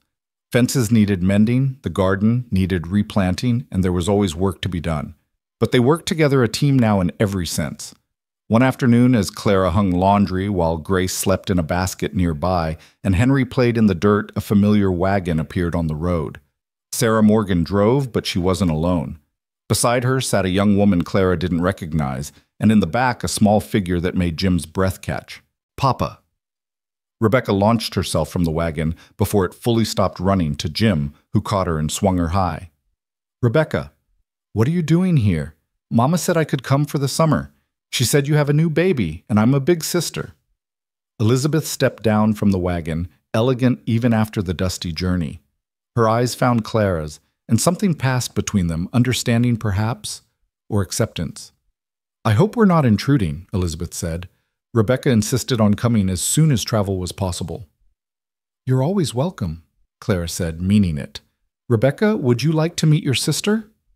The little girl's eyes went wide as she peered into the basket at the sleeping infant. She's so small. Was I that small? Even smaller. Jim said, his voice thick with emotion. You were tiny as a doll. Elizabeth stayed for dinner, the potentially awkward situation made easier by the children's chatter and Sarah's diplomatic presence. As evening approached, she prepared to leave for town where she'd taken lodging. Rebecca can stay here if she wants, Clara offered. We have room. Please, Mama, Rebecca begged. Elizabeth looked between Jim and Clara, seeing something that made her smile sadly. If you're sure, we're sure, Jim said. She's always welcome here. This is her home, too. That night, with Rebecca tucked into a makeshift bed near Henry's gym, and Clara stood on the porch watching stars emerge. That was generous, Jim said, offering to let Rebecca stay. She's part of you, which makes her part of us. Besides, did you see Henry's face when she read to him? He's already in love with his big sister. And you're not bothered by Elizabeth. Clara considered. I thought I would be, but seeing her today, I just felt grateful. Grateful that she let you go, that she understands what we have. What do we have, Clara? She turned in his arms, looking up at his weather-worn face, the scars that told stories of survival, the eyes that still held shadows, but also light. Everything, she said, simply. We have everything that matters. The summer passed in golden contentment. Rebecca proved to be a tremendous help playing with Henry, holding Grace, helping Clara in the garden. She was hungry for the father she'd never known, following Jim everywhere, asking endless questions. Why do horses need shoes? How do you know when it's going to rain? Can you teach me to shoot? When you're older. Jim said to the last, but taught her to ride instead, putting her on gentle Rosie and leading her around the corral. Clara watched them together, seeing Jim bloom under his daughter's attention. The guilt he'd carried about missing her early years eased as they built new memories. Rebecca had Elizabeth's delicate features, but Jim's determined spirit, his way of tilting her head when thinking. You're good with her, Clara told him one night. She makes it easy. She's so eager to learn everything. All children are when they feel safe and loved. Like Henriette. Like all our children. The plural made Jim smile. They hadn't talked about more children, but the possibility hung between them. Another gift the future might hold. As summer waned and Rebecca's visit neared its end, they received news that would change everything once again. The railroad, so proud of its expansion, had overextended itself. The company was bankrupt, the trains stopped running, and suddenly the valley was isolated again. Is this bad? Clara asked. Watching Jim read the newspaper Tom had brought? Maybe. Or maybe it's the best thing that could happen. The speculators will leave, the get-rich-quick schemers will move on. The valley can be what it was meant to be, home for people who want to work the land and raise families. People like us. Exactly like us. The economic upheaval that followed touched everyone. The mining camps emptied almost overnight. The boomtown of Gold Ridge became a ghost town within months. But the ranchers remained, the farmers stayed, the people who'd come for land rather than gold. Judge Carter's offer came up again, this time with more urgency. The territory needs stable leadership now more than ever, men who won't run when times get hard. This time, after long discussion with Clara, Jim accepted. He would serve as circuit judge for the district, bringing law to a region that desperately needed it. The position came with a small salary, enough to help them expand the ranch to build the future they dreamed of. Judge Callahan, Clara teased that night. It has a nice ring to it. I prefer just Jim, he said, pulling her close. Husband, father, rancher. Those are the titles that matter. Rebecca left at summer's end with promises to return. The parting was hard. Henry cried for his sister, and even Grace seemed fussier without Rebecca's constant attention. She'll be back, Jim assured them all, though he felt the loss keenly himself. Fall brought its own challenges and rewards. The garden Clara had tended so carefully produced abundantly, the root cellar filling with preserved foods for winter. Jim held his first court session, dealing fairly with disputes over water rights and property lines. His reputation for honest judgment spread quickly. One evening, as early snow dusted the mountains, Clara made an announcement that stopped Jim mid-bite at dinner. I'm pregnant again. Jim set down his fork carefully. You're sure? Very sure. Sarah confirmed it today. Clara. He was around the table in seconds, pulling her carefully to her feet. Another baby. Are you happy? Terrified, she admitted. But yes, happy. You... ecstatic, overwhelmed, grateful. He kissed her deeply. How do we keep getting so lucky? It's not luck, Clara said. It's choice. We chose each other, chose this life, chose to keep building despite everything that tried to tear us down. We're building something good here, aren't we? Something wonderful. Winter came gentler that year, as if nature itself recognized they'd had enough drama. Jim's work as judge kept him busy, but not absent. He scheduled sessions, so he was never gone more than a few days. The ranch prospered under Miguel and Carlos's help, the cattle herd growing the land, yielding its bounty to those who worked it with respect. Grace took her first steps on Christmas Eve, toddling between Jim and Clara, while Henry cheered. They had no tree, no fancy decorations, but the cabin glowed with warmth and love that needed no ornamentation. Next year Rebecca will be here for Christmas, Jim said, having negotiated with Elizabeth for alternating holidays. Our family keeps growing, Clara observed, hand on her expanding belly. Room for more, Jim said, looking around the cabin. I've been thinking about adding on. Another bedroom or two, maybe a proper study for all those law books Judge Carter keeps sending. A bigger kitchen, Clara added, and a dining room for when we have guests. They spent the evening planning, sketching rough drawings, dreaming of the house they'd build together. Not just a cabin anymore, but a real home, testament to their permanence on this land. As they prepared for bed, Clara stood at the window watching snow fall gently on the valley. 5 years ago, she'd been a desperate widow about to be sold at auction. Now she was wife to a respected judge, mother to a growing family, mistress of a prosperous ranch. What are you thinking?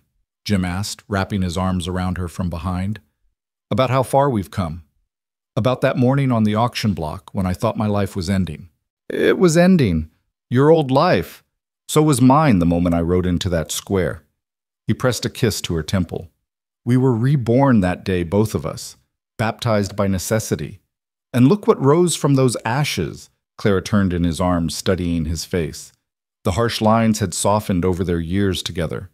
Laugh lines replacing some of the worry creases. His eyes, though still imperfect, clearly saw their children with perfect love. I love you, James Callahan, more than I knew was possible. And I love you, Clara Callahan, my savior, my heart, my home. They made their way to bed, where passion had replaced desperation, where comfort was found in familiar touches, and whispered endearments. The ghosts of their pasts. Thomas Elizabeth. The war. All the pain had been laid to rest, buried beneath layers of new memories. Better choices, deeper love. Outside snow continued to fall, blanketing the valley in pristine white. The ranch slept peacefully. Cattle in the barn, horses in their stalls, chickens roosting against the cold. In her cradle, Grace slept with abandonment of the truly secure.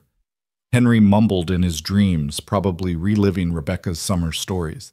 And in their bed, Jim and Clara held each other, their unborn child safe between them, their hearts beating in sync. They had traveled such a long, difficult road to reach this moment, this peace. From auction block to altar, from strangers to soulmates, from broken individuals to whole family. "Tell me we'll always have this," Clara whispered into the darkness. "We'll always have this," Jim promised.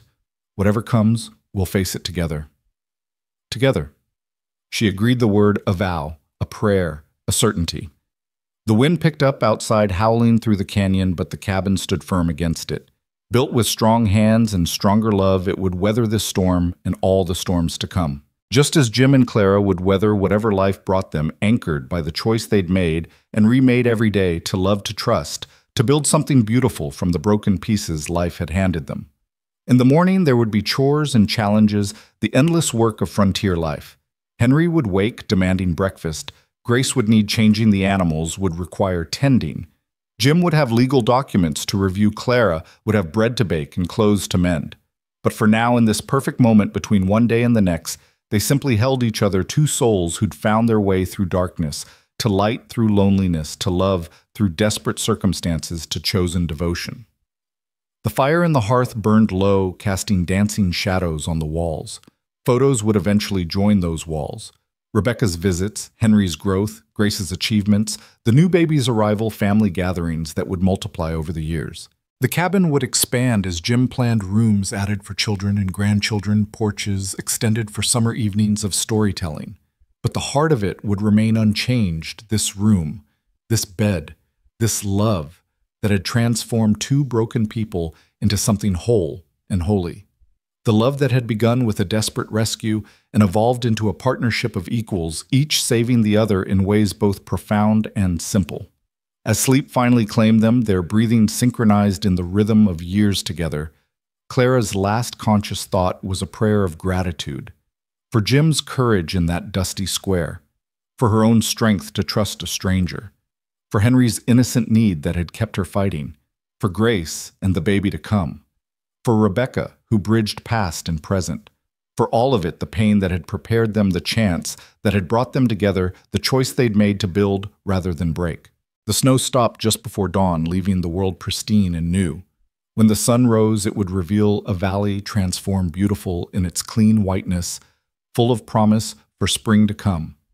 Just as that long-ago sunrise had revealed possibilities neither Jim nor Clara could have imagined, when he'd placed his gold on Morton's counter and claimed not ownership but partnership, not property but family, not an ending but a beginning. The beginning of everything that mattered, the beginning of home.